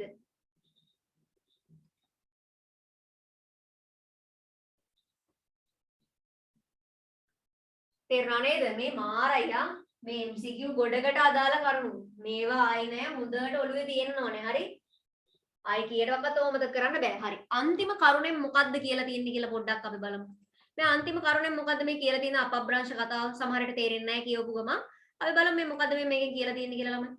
අන්තිම කරුණෙන් කියනවා ඔන්න බලන්න. 1.50000 මෙට්‍රික් සිතියමේ භූමියේ අර බලන්න 1.50000 මෙට්‍රික් සිතියමේ භූමියේ කිලෝමීටර් 40ක් 25ක් වරහන් ඇතුලේ දාලා සෙන්ටිමීටර් 80ත් 50ක් දිග පළල ප්‍රදේශයක් පෙන්වනවලු. ඒ වගේම ඉන් සැබෑ භූමියෙන් වර්ග කිලෝමීටර් 1000ක ප්‍රදේශයක් ආවරණය කරනවලු. මේ කරුණේ තේරුම මම පැහැදිලි කරන්න යන්නේ හොඳට අහගන්න. ඔය කරුණ හොඳට අහගන්න. ඔය දැන් මම කියලා දෙන්න යන කරුණෙන් ගානක් සෙට් වෙනවා මෙට්‍රික් සිතියම් වල පේපර්ස් වලදී. ඒ ගාන හදාගන්න දැනුම දාගන්නේ දැන් මම කියලා දෙන එකෙන්. ඒක හොඳට අහගන්න. ඔය අන්තිම පොයින්ට් එක ටිකක් අපබ්‍රංශ වගේ තියෙනවා නම් ඒක පැහැදිලි කරන්න යන්නේ. ඒ පැහැදිලි කිරීම කොච්චර වටිනවද කියනවා නම් ඒක හරියට අහගෙන හිටියොත් මෙට්‍රික් සිතියම් වල ගණන් තියෙනවානේ. ඒ ගණන් වල එක පැටර්න් එකක් ඔතනදී හවු වෙනවා. හරි. 1.50000 මෙට්‍රික් සිතියමක් ගත්තොත් 1.50000 මෙට්‍රික් සිතියමක් ගත්තොත් හරි. දිග වෙන්නේ කීයද? හරිද? දිග කීයද ළමයි කිව්වේ? දිග සෙන්ටිමීටර නම් 80යි. හොඳට අහගන්න. පළල කීයද?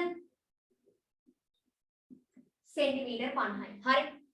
ඔයාගෙන් ඇහුවොත් 1.50000 මෙට්‍රික් සිතියමක දිගයි පළලයි සෙන්ටිමීටර වලින් ඇහුවොත් ඔයාට හොඳටම ෂුවර්.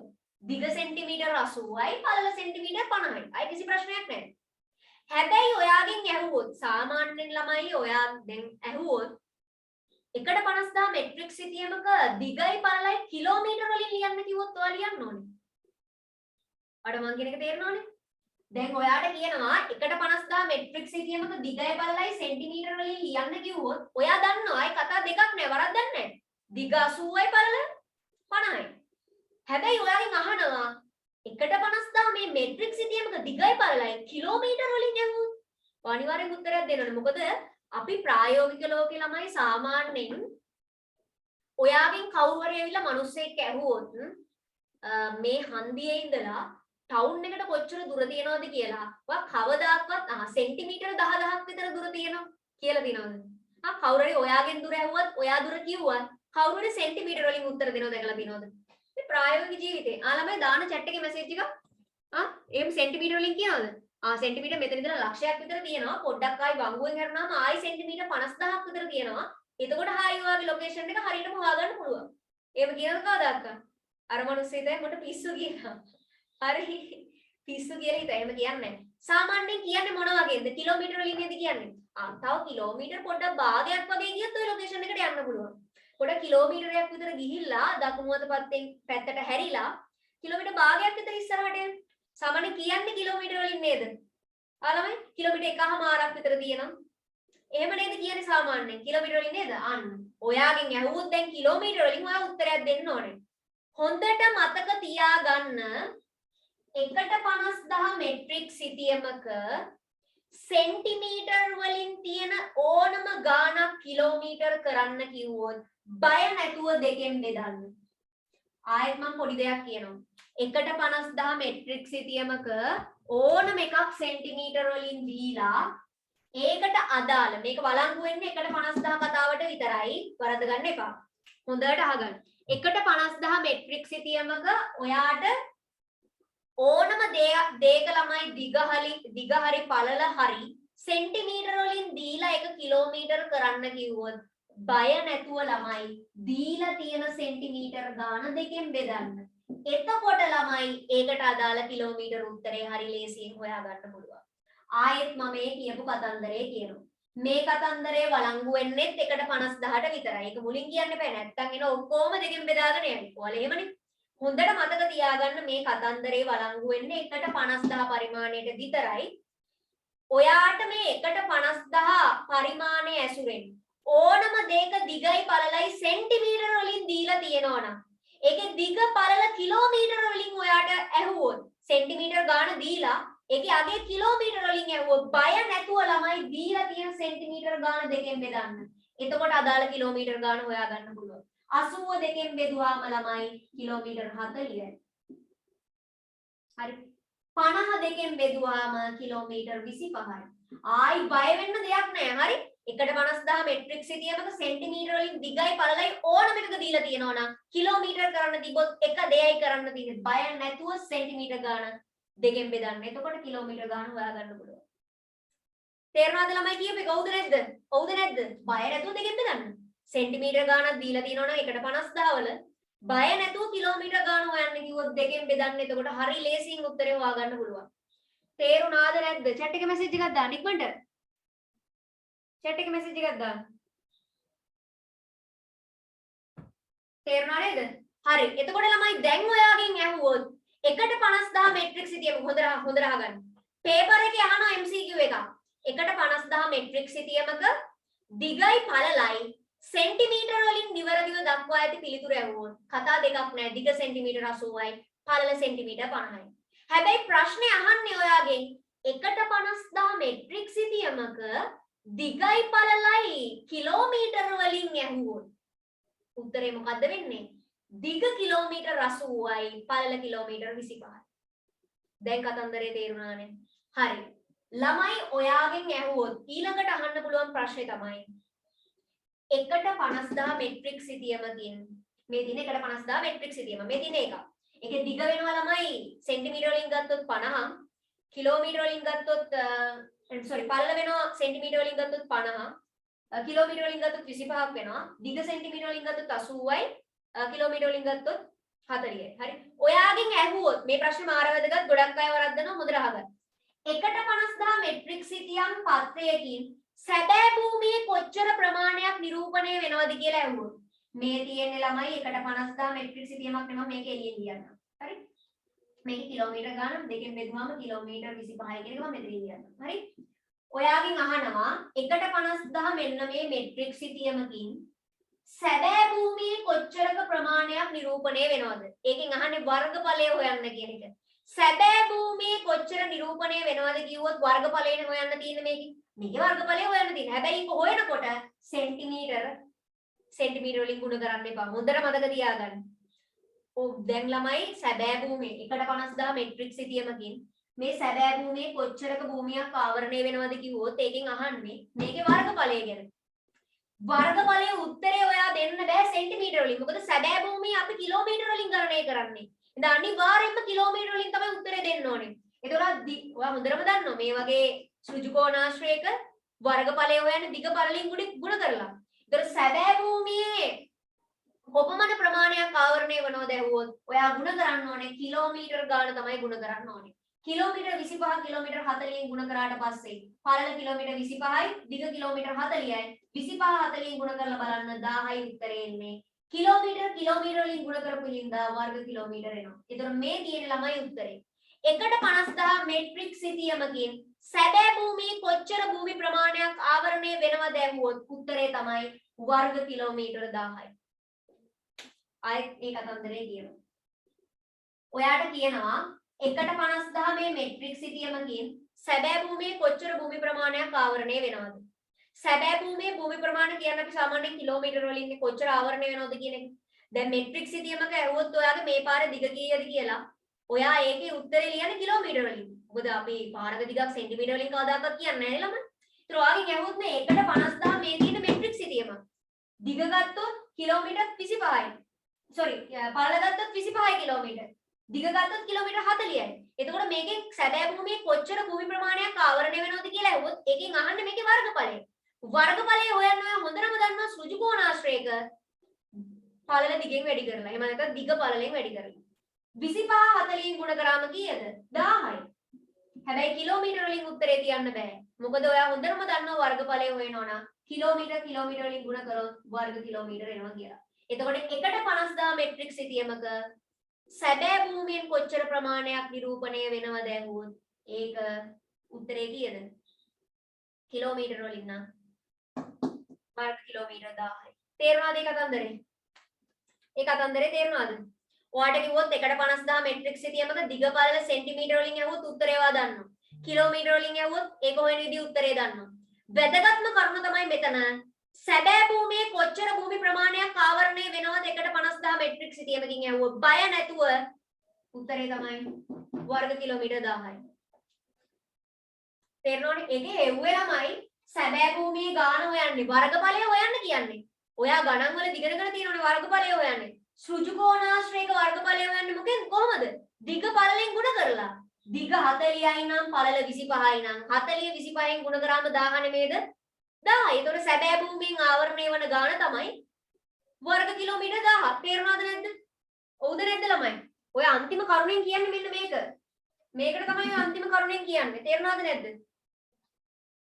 දැන් දාන්න තේරුණාද නැද්ද කියලා. මේක විශේෂයෙන්ම ඔයා ඉගෙන ගන්න ඕනේ. සෙන්ටිමීටර් ගාණක් දුන්නොත් ඒක කිලෝමීටර් කරන්න නම් දීපු සෙන්ටිමීටර් ගාණ දෙකෙන් බෙදන්න. අය කතා දෙකක් නැහැ. ඒ දීපු සෙන්ටිමීටර් ගාණ දෙකෙන් බෙදන්න කිලෝමීටර් එනවා. ඔයාගෙන් ඇහුවොත් එක්සෑම් එකේදී 1/50000කින් සැබෑ භූමියේ කොච්චරක් නිරූපණය වෙනවද කියලා ඇහුවොත් උත්තරේ ළමයි වර්ග කිලෝමීටර් 1000යි. ඒක ආවේ කොහමද? සිතියමේ පළල ළමයි 25යි නම් කිලෝමීටර්. දිග කිලෝමීටර් 40යි නම් වර්ගඵලය හොයන්නේ කොහමද? දිග පළලෙන් ගුණ කරලා. ඉතින් හරි 1000 ආවා. හරිද? ඔය chat එක මට පේනවා මම හැම වෙලාවෙම chat එක බලන ඔයාලා මොකක් හරි දානවද කියලා. දැන් තේරුණාද? දෙව්ෂ තේරුන්නේ නැහැ කියලා දාලා තිබ්බ දැන් තේරුණාද?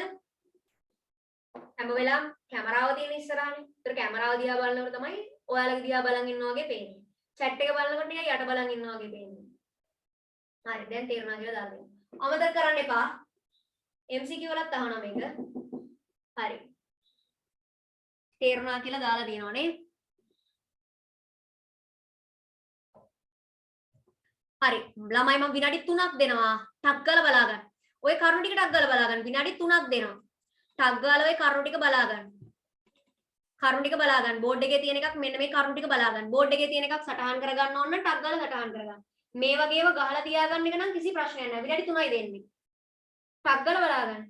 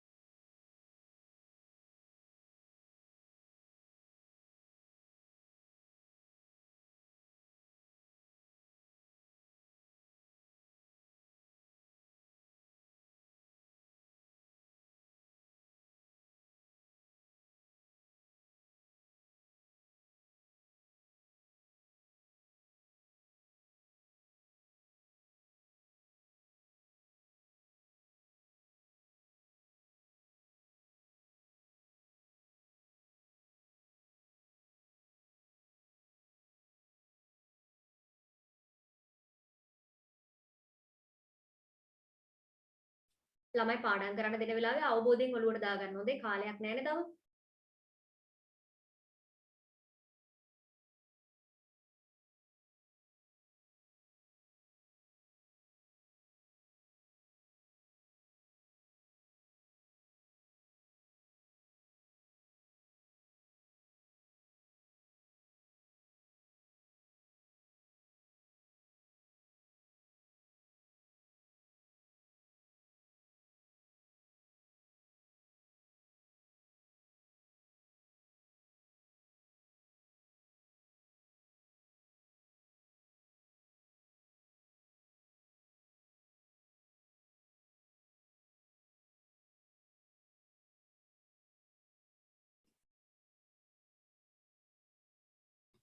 හරි ළමයි ඊළඟට තියෙනවා ශ්‍රී ලංකාවේ මෙට්‍රික් සිතියම් කියලා පොඩ්ඩක් පොඩි ඡේදයක්.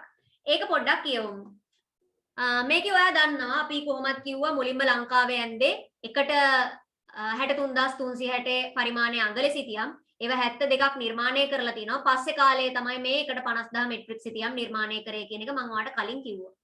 ඒ වගේම තමයි මේවා අඳින්නේ ශ්‍රී ලංකා මිනින්දොරු දෙපාර්තමේන්තුව කියලාත් මම ඔයාලට කිව්වා.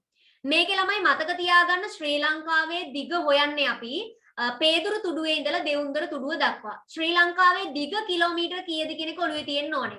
432යි කිලෝමීටර. අපි ශ්‍රී ලංකාවේ පළල මනින්නේ ළමයි කොළඹ ඉඳලා සංගමන් කන්ද තුඩුව දක්වා. පළල වෙන්නේ 224යි. ගොඩක් අය මෙන්න මේ දෙක පටලව ගන්නවා. ඇයි 432යි 224යි. මේකට මේ 232 කියලා මේක 424 කියන ගොඩක් අය. එහෙම වෙලා තියෙන අවස්ථා තියෙනවා. මතක තියාගන්න දිග වෙන්නේ 432. පැටලෙන්නේ නැහැ බලන්න. 4යි 3යි 2. 2 3 4 වගේ බලන්න. දැන් 432 තමයි දිග වෙන්නේ. හරි? පළල 224නේ. ඒතර මේ දෙක පැටලෙන්නේ නැහැ. දිග පැටලෙන්නේ නැතුව තියාගන්න එකම ක්‍රමය තමයි 4 3 2නේ. ඒතකොට ආපස් ඉඳලා බැලුවාම 2 3 4 ප්ලේස් එක බලන්න. 2 3 4. 4 3 2 කිව්වොත් ගැටලුවක් නැහැ. 4 3 2 තමයි දිග වෙන්නේ. පේදුරු තුඩුවේ ඉඳලා දෙවුන්දර තුඩුව දක්වා. එතකොට පළල මතක තියාගන්න 224යි කියලා. දිග අමතක වෙන්නේ නැහැ මේ 4 3 2 හරි නැත්නම් පිටිපස්සේ ඉඳලා 2 3 4 ඉලක්කම් ටික තමයි එන්නේ කියලා ඒ වගේ මොකක් හරි ක්‍රමයකින් පටලව ගන්න නැතුව ඔළුවට දාගන්න. හරි. එතකොට අනිවාර්යෙන්ම ළමයි ශ්‍රී ලංකාවේ දිගයි පළලයි කිලෝමීටර වලින් වාගේ ඔළුවේ තියෙන්න ඕනේ. හරි. මට කියන්න ඔන්න දැන් වැදගත් ප්‍රශ්නයක්. හරි මේකට උත්තරයක් ඕනේ. මේකට උත්තරයක් ඕනේ. ඔයා හොඳටම දන්නවා සෙන්ටිමීටර වලින් දීලා තියෙන එකක්. එකට 50000ට මේක වළංගු වෙන්නේ. හොඳට අහගන්න. එකට 50000ට විතරයි මෙන්න මේ කතන්දරේ වළංගු වෙන්නේ. සෙන්ටිමීටර වලින් දීලා තියෙන එකක්. ඔයාට මම කිව්වොත් කිලෝමීටර කරන්න කියලා. ඔයා මොකද්ද කරන්නේ? දීලා තියෙන සෙන්ටිමීටර ගාන දෙකෙන් බෙදීමක් තමයි කරන්නේ. උදාහරණයකින් ගත්තොත් තමයි එකට 50000 මෙට්‍රික් සිතියමක සෙන්ටිමීටර 80කින් තිබ්බ එකක් කිලෝමීටර වලින් හොයන්න කිව්වොත් ඔයා මොකද්ද කරන්නේ? කෙලින්ම දෙකෙන් බෙදනවා. එතකොට උත්තර එනවා කිලෝමීටර 40යි කියලා. ඔයාට ළමයි කියනවා කිලෝමීටර වලින් දීලා තියෙන අගයක් සෙන්ටිමීටර කරන්න කියලා. ඔයා මොකද්ද කරන්නේ? ඔයා දන්නවා එකට 50000 මෙට්‍රික් සිතියමක සෙන්ටිමීටර වලින් දීලා තියෙන ඕනම අගයක් කිලෝමීටර කරන්න නම් ඒ අදාළ සෙන්ටිමීටර ගාන දෙකෙන් බෙදන්න ඕනේ. ඒ වගේම තමයි ඔයාට කිලෝමීටර දීලා සෙන්ටිමීටර කරන්න කිව්වොත් මොකද්ද කරන්න තියෙන්නේ? දන්නවද දාන්න chat එකේ මැසේජ් එක? ඔයා හිතන්නේ මොකද්ද? ඔයා දන්නව සෙන්ටිමීටර දුන්නොත් ඒ අගේ කිලෝමීටර හොයන්න ආයේ කතා දෙකක් නැහැ දෙකෙන් බෙදන්න තියෙන්නේ. දැන් මම අහන්නේ කිලෝමීටර අගය දුන්නොත් ඒක සෙන්ටිමීටර කරන්න නම් මොකද්ද කරන්න ඕනේ? ළමයි හොඳට මතක තියාගන්න. ඔයාට කිලෝමීටර අගයක් දුන්නා කියලා හිතන්නකෝ. මේ කිලෝමීටර අගය සෙන්ටිමීටර කරන්න කිව්වොත් තමයි බය නැතුව ඒ අගය දෙකෙන් ගුණ කරන්න. එහෙම වුණොත් ඔයාට අදාළ සෙන්ටිමීටර අගය හොයාගන්න පුළුවන්. අරගේ අනිත් පැත්ත අරක දෙකෙන් බෙදනවා මේක දෙකෙන් ගුණ කරනවා. ඔයාට ළමයි එකට 50000 මෙට්‍රික් සිතියමක කිලෝමීටර වලින් දීලා තියෙන එකක් සෙන්ටිමීටර කරන්න කිව්වොත් බය නැතුව දීලා තියෙන කිලෝමීටර ගාන දෙකෙන් ගුණ කරන්න. ඒතර අනිවාර්යෙන්ම ඔයාට සෙන්ටිමීටර ගාන හොයාගන්න පුළුවන්. සෙන්ටිමීටර දුන්නොත් දෙකෙන් බෙදනවා. කිලෝමීටර දුන්නොත් සෙන්ටිමීටර කරන්න දෙකෙන් ගුණ කරනවා. ඒක ලියා ගන්න ඕනේ.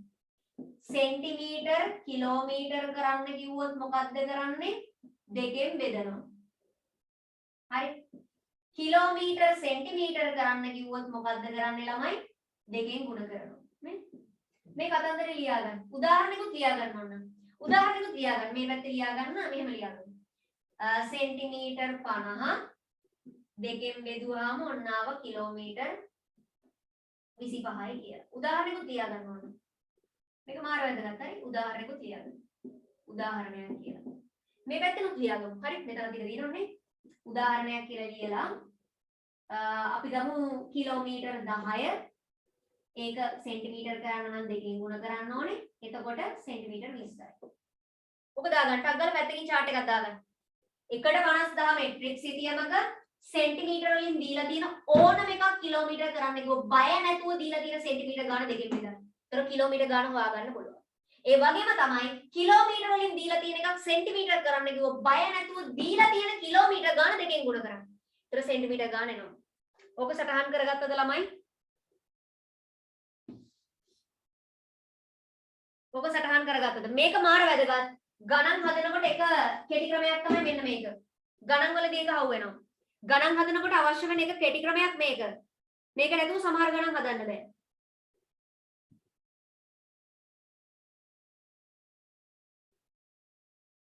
මේක සටහන් කරගත්තා. මේක මාර වැදගත්තා.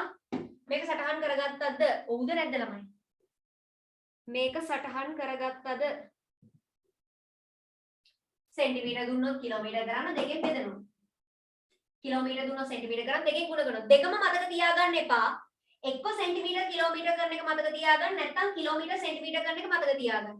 ඇයි දන්නොත් දෙකම මතක තියාගන්න එපා කිව්වේ? එකක් දෙකෙන් බෙදනවා එකක් දෙකෙන් ගුණ කරනවා. දෙක සමාන වගේ එකක්නේ. ඔයා මේ දෙක පටලවලා ගාන හදන්න පුළුවන්. ඒ හින්දා කොහොමත් එක්ක දෙකෙන් බෙදනවා දෙකෙන් ගුණ කරන එක නෙවෙන්නේ. දෙකම එක හා සමාන වෙන යන්නේ ටිකක්. අනේ හින්දා ඔයාලට ලේසි කිලෝමීටර සෙන්ටිමීටර කිලෝමීටර කරන එක නම් ඒක මතක තියාගන්න. කිලෝමීටර සෙන්ටිමීටර කරන එක නම් ලේසි ඒක මතක තියාගන්න. දෙකේ එකක් මතක තියාගත්තොත් ඔයාලට වැරදීමේ chance එක අඩුයි. හරි?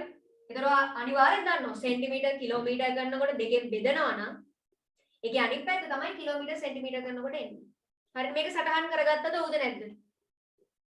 මේක සටහන් කරගත්තද උද නැද්ද? ටගල් chat එකේ මැසේජ් එකක් දාන්න. ඕක සටහන් කරගත්තද ළමයි?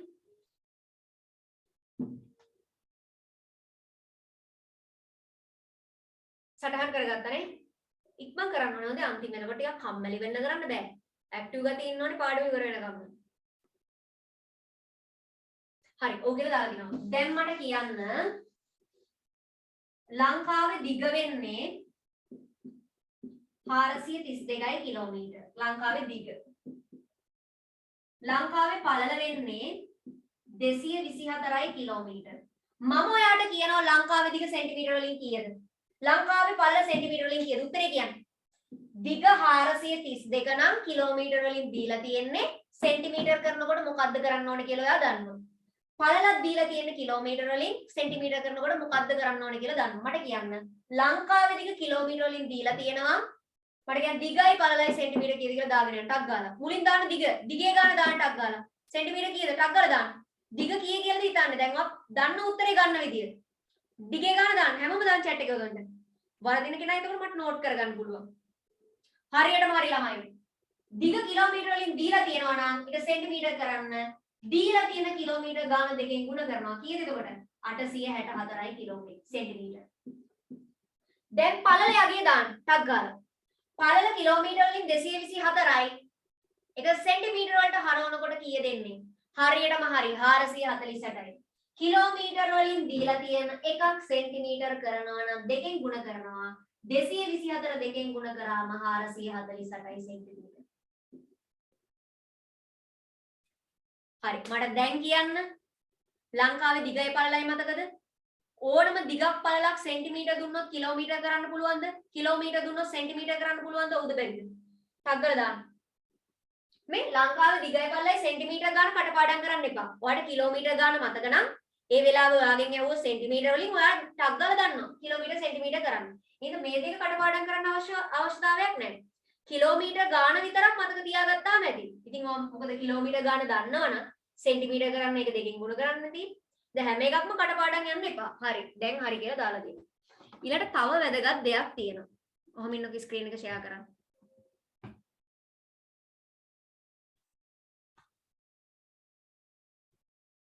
ඕලමයි පැත්තෙන් ලියාගෙන තියෙනවා නම් හොඳයි. මෙතන ඡේද විදියටනේ තියෙන්නේ. පැත්තෙන් ওই විදියට සටහනක් දාලා තියෙනවා නම් මෙතන ඕනනම් මෙතනින් කෙනෙක්ට දාගන්න පුළුවන් සෙන්ටිමීටර කීයද කියලා. ඒ ඔයාට කැමති නම් ඒක දාගන්න පුළුවන් කිසි ප්‍රශ්නයක් නැහැ. හරි. හැබැයි ශ්‍රී ලංකාවේ සැබෑ දිග ඇහුවොත් ළමයි උත්තරේ ලියන්න આવොත් ඒක කිලෝමීටර වලින් ලියන්න. මොකද අපි පාවිච්චි කරන්නේ නැහැනේ සෙන්ටිමීටර කියන එක. MCQ වලදී ඇහුවොත් සෙන්ටිමීටර හරි කිලෝමීටර හරි ඔයාට අනිවාර්යෙන් ගහගන්න පුළුවන්. ලියන්න આવොත් දිගයි පල්ලයි කිලෝමීටර වලින් ලියන්න. හරි. හරි. මෙන්න මේ කියන කරුණ ගැන හිතන්නවක්වත් එපා. MCQ කරනකොට මම මේක මොකක්ද කියලා දෙන්නම්. දැන් මේක කියලා දෙන්න ගියොත් ළමයි පැයක් යනවා. එහෙනම් මේක හිතන්න එපා. මේ කරුණ දැනට හිතන්න එපා. මම පේපර්ස් කරනවානේ. පේපර් ක්ලාස් එකේදී මේ MCQ ටික සාකච්ඡා කරනවානේ මෙට්‍රික් වල. ඒකෙදි මම මෙන්න මේ කතන්දරේ කියලා දෙන්නම්. මේක ලොකු කතන්දරයක්. හරි. මේක දැන් හිතන්න යන්න එපා. මේක මෙහෙම පොඩ්ඩක් තියන්න. ඊළඟට ළමයි මෙතන තියෙනවා ඔන්න බලන්න. මේ තියෙන්නේ සිතියමක් කියලා හිතන්න. ඒ සිතියමේ සටහන් කරලා තියෙනවා ළමයි 54 21 කියලා අංකයක් සටහන් කරලා තියෙනවා. ඒකේ අදහස මොකක්ද කියලා අපි සාමාන්‍යයෙන් දැනගෙන ඉන්න එපා. නිකන් ඔහේ යන්නම් වාලේ සිතියමක් බලාගෙන යනකොට දැක්කා මේ හරිය තියෙනවා 54 20 ඇල ඉරක් 21 කියලා සටහන් කරලා. ඒකේ තේරුම මොකක්ද කියලා අපි ඉගෙන ගන්න එපා. ඒකෙන් කියන්නේ ළමයි හොඳට අහගන්න. මෙතන පොඩි වචනයක් එන්න ඕනේ. එහි අර්ථය වන්නේ 54 කියන එක දාගන්න. 54 කියන වචනේ දාගන්න මෙතන. ළමයි මෙතන මේ වන කියන එකට පොඩ්ඩක් උඩින් මේ කාකපාදයක් දාලා 54 කියලා දාන්නවා. හරි. ළමයි මොකක් හරි සිතියමක 54 ඇලෙයිලක් 21 කියලා දාලා තිබ්බොත් ඒකේ අදහස තමයි මේ තියෙන 54 වන සිතියම කොටස් ළමයි 25කට බෙදුවට පස්සේ හරි කොටස් 25කට නිකන් කියවන්න විතරයි ඉගෙන ගන්න ඕනේ. මේක ඕල් සිලබස් එකේ දාලා තිබ්බේ. නිව් එකේ නෑ. හැබැයි මම දැම්මා ඔයාලා ටිකක් කියවන්න ඉගෙන ගන්න එක හොඳයිනේ. 54 20 ඇල ඉරක් 21 කියලා දීලා තිබ්බොත් ඒකේ අදහස තමයි 54 කියලා සිතියමක් තියෙනවා. ඒක ළමයි කොටස් 25කට බෙදුවට පස්සේ හරිනේ කොටස් මේ විදිහට 25කට බෙදුවට පස්සේ ඒකේ 21 වන සිතියම ඒ කියන්නේ 21 සෙට් වෙන්නේ සාමාන්‍යයෙන් මේ හරියට 21 වන සිතියම තමයි ඒ ඇඳලා තියෙනවා කියලා කියන්නේ. ආයෙත් කියනවා 54 ඇල ඉරක් 21 කියලා යම් සිතියමක සඳහන් කරලා තිබ්බොත් මෙට්‍රික් සිතියමක උඩින් තියෙනවා ওই විදිහට නිකන් හිතන්නකෝ. මේක මකනවා 54 ඇල ඉරක් හරි 54 ඇල ඉරක් 21 කියලා දීලා තියෙනවා. ඒකේ අදහස තමයි 54 කියලා මෙන්න මේ වගේ සිතියමක් තියෙනවා. ඒ සිතියම කොටස් 25කට බෙදුවට පස්සේ මොන කොටස් 54 සිතියම කොටස් 25කට බෙදලා ඒ ඇඳලා තියෙන්නේ 21 වෙනි කොටස කියන එක තමයි ඒකේ අදහස. හරි. ඔය සිතියමේ අර අංක කියවන තමයි ඔය ඔක වැදගත් වෙන්නේ. මතක තියාගන්න 54 ඇල ඉරක් 25 කියලා දීලා තිබ්බොත් ඒකේ අදහස තමයි 54 කියන සිතියම මේ විදියට කොටස් 25කට බෙදලා ඒකේ 21 වෙනි සිතියම තමයි ඇඳලා තියෙන්නේ කියන එක තමයි අදහස. හරි. අපි තව එකක් ගමුකෝ. 63න් 18. එහෙම බලමුකෝ. ඒ කියන්නේ ළමයි 63 වන සිතියම කොටස් 25කට බෙදලා ඒකේ ළමයි ඔය ඇඳලා තියෙන්නේ 18 වන සිතියම කියන එක තමයි. 18 සෙට් වෙන්නේ කොතනද මේ හරියනේ? 18. මේ මුඩි ඉඳලා ගත්තොත් 15යි 16යි 17යි 18යි. ඒතකොට හොඳට මතක තියාගන්න මේක කියවන්න ඉගෙන ගන්න. ඕනම අංකයක් දුන්නොත් ඒ සිතියම කොටස් 25කට බෙදලා ඒකේ 18 හරි මෙතන තියෙන 21 හරි අන්න ඒක තමයි ඇඳලා තියෙන්නේ. ඒක ඇත්තටම ඕල් සිලබස් එකක්. මම නිකන් කිව්වේ ඒක නිකන් ඔයාලගේ දැනුමට ඕන වෙයි කියලා. හරි. මට කියන්න දැනට මම කියලා දීපු කරුණු ටික මුලින් ඉඳලා හොඳට මතකද? සිතියම් වර්ගීකරණය, අගල සිතියම් ගැන කියපුවා, මෙට්‍රික් සිතියම් ගැන කියපුවා, සත්‍ය වශයෙන්ම නිර්මාණය කරලා තියෙන ගාන, ඒ ගැන කියපුවා. ඊළඟට මේ දෙක අතර සංසන්දනය, මෙට්‍රික් සහ අගල දෙක අතර සංසන්දනය, ඊළඟට දිගයි පළලයි ඕනම එකක් සෙන්ටිමීටර් කිලෝමීටර් කරන්නත්, කිලෝමීටර් සෙන්ටිමීටර් කරන්නත්. ඒ කතන්දර ටික තේරුණාද? ඒ කතන්දර ටික තේරුණාද ළමයි? තේරුණානේ? හරි. කාට හරි ගැටලුවක් තියෙනවද? කාට හරි ගැටලුවක් තියෙනවද? කාට හරි ගැටලුවක් තියෙනවද? chat එක message එකක් දාන්න පුළුවන්. කාට හරි ගැටලුවක් තියෙනවද?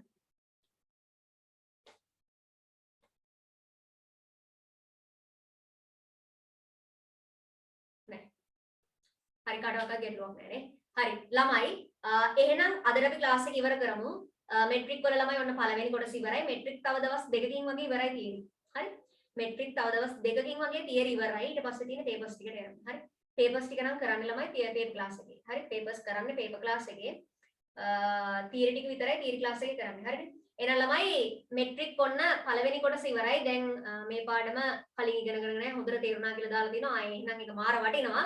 හරි. එහෙනම් මෙට්‍රික් කොටස හොඳට බලා ගන්න. දැන් ක්ලාස් එකේ ඉවරුනාට පස්සේ මේ කරපු ටික. එහෙනම් ළමයි හැමෝටම ජය වේවා.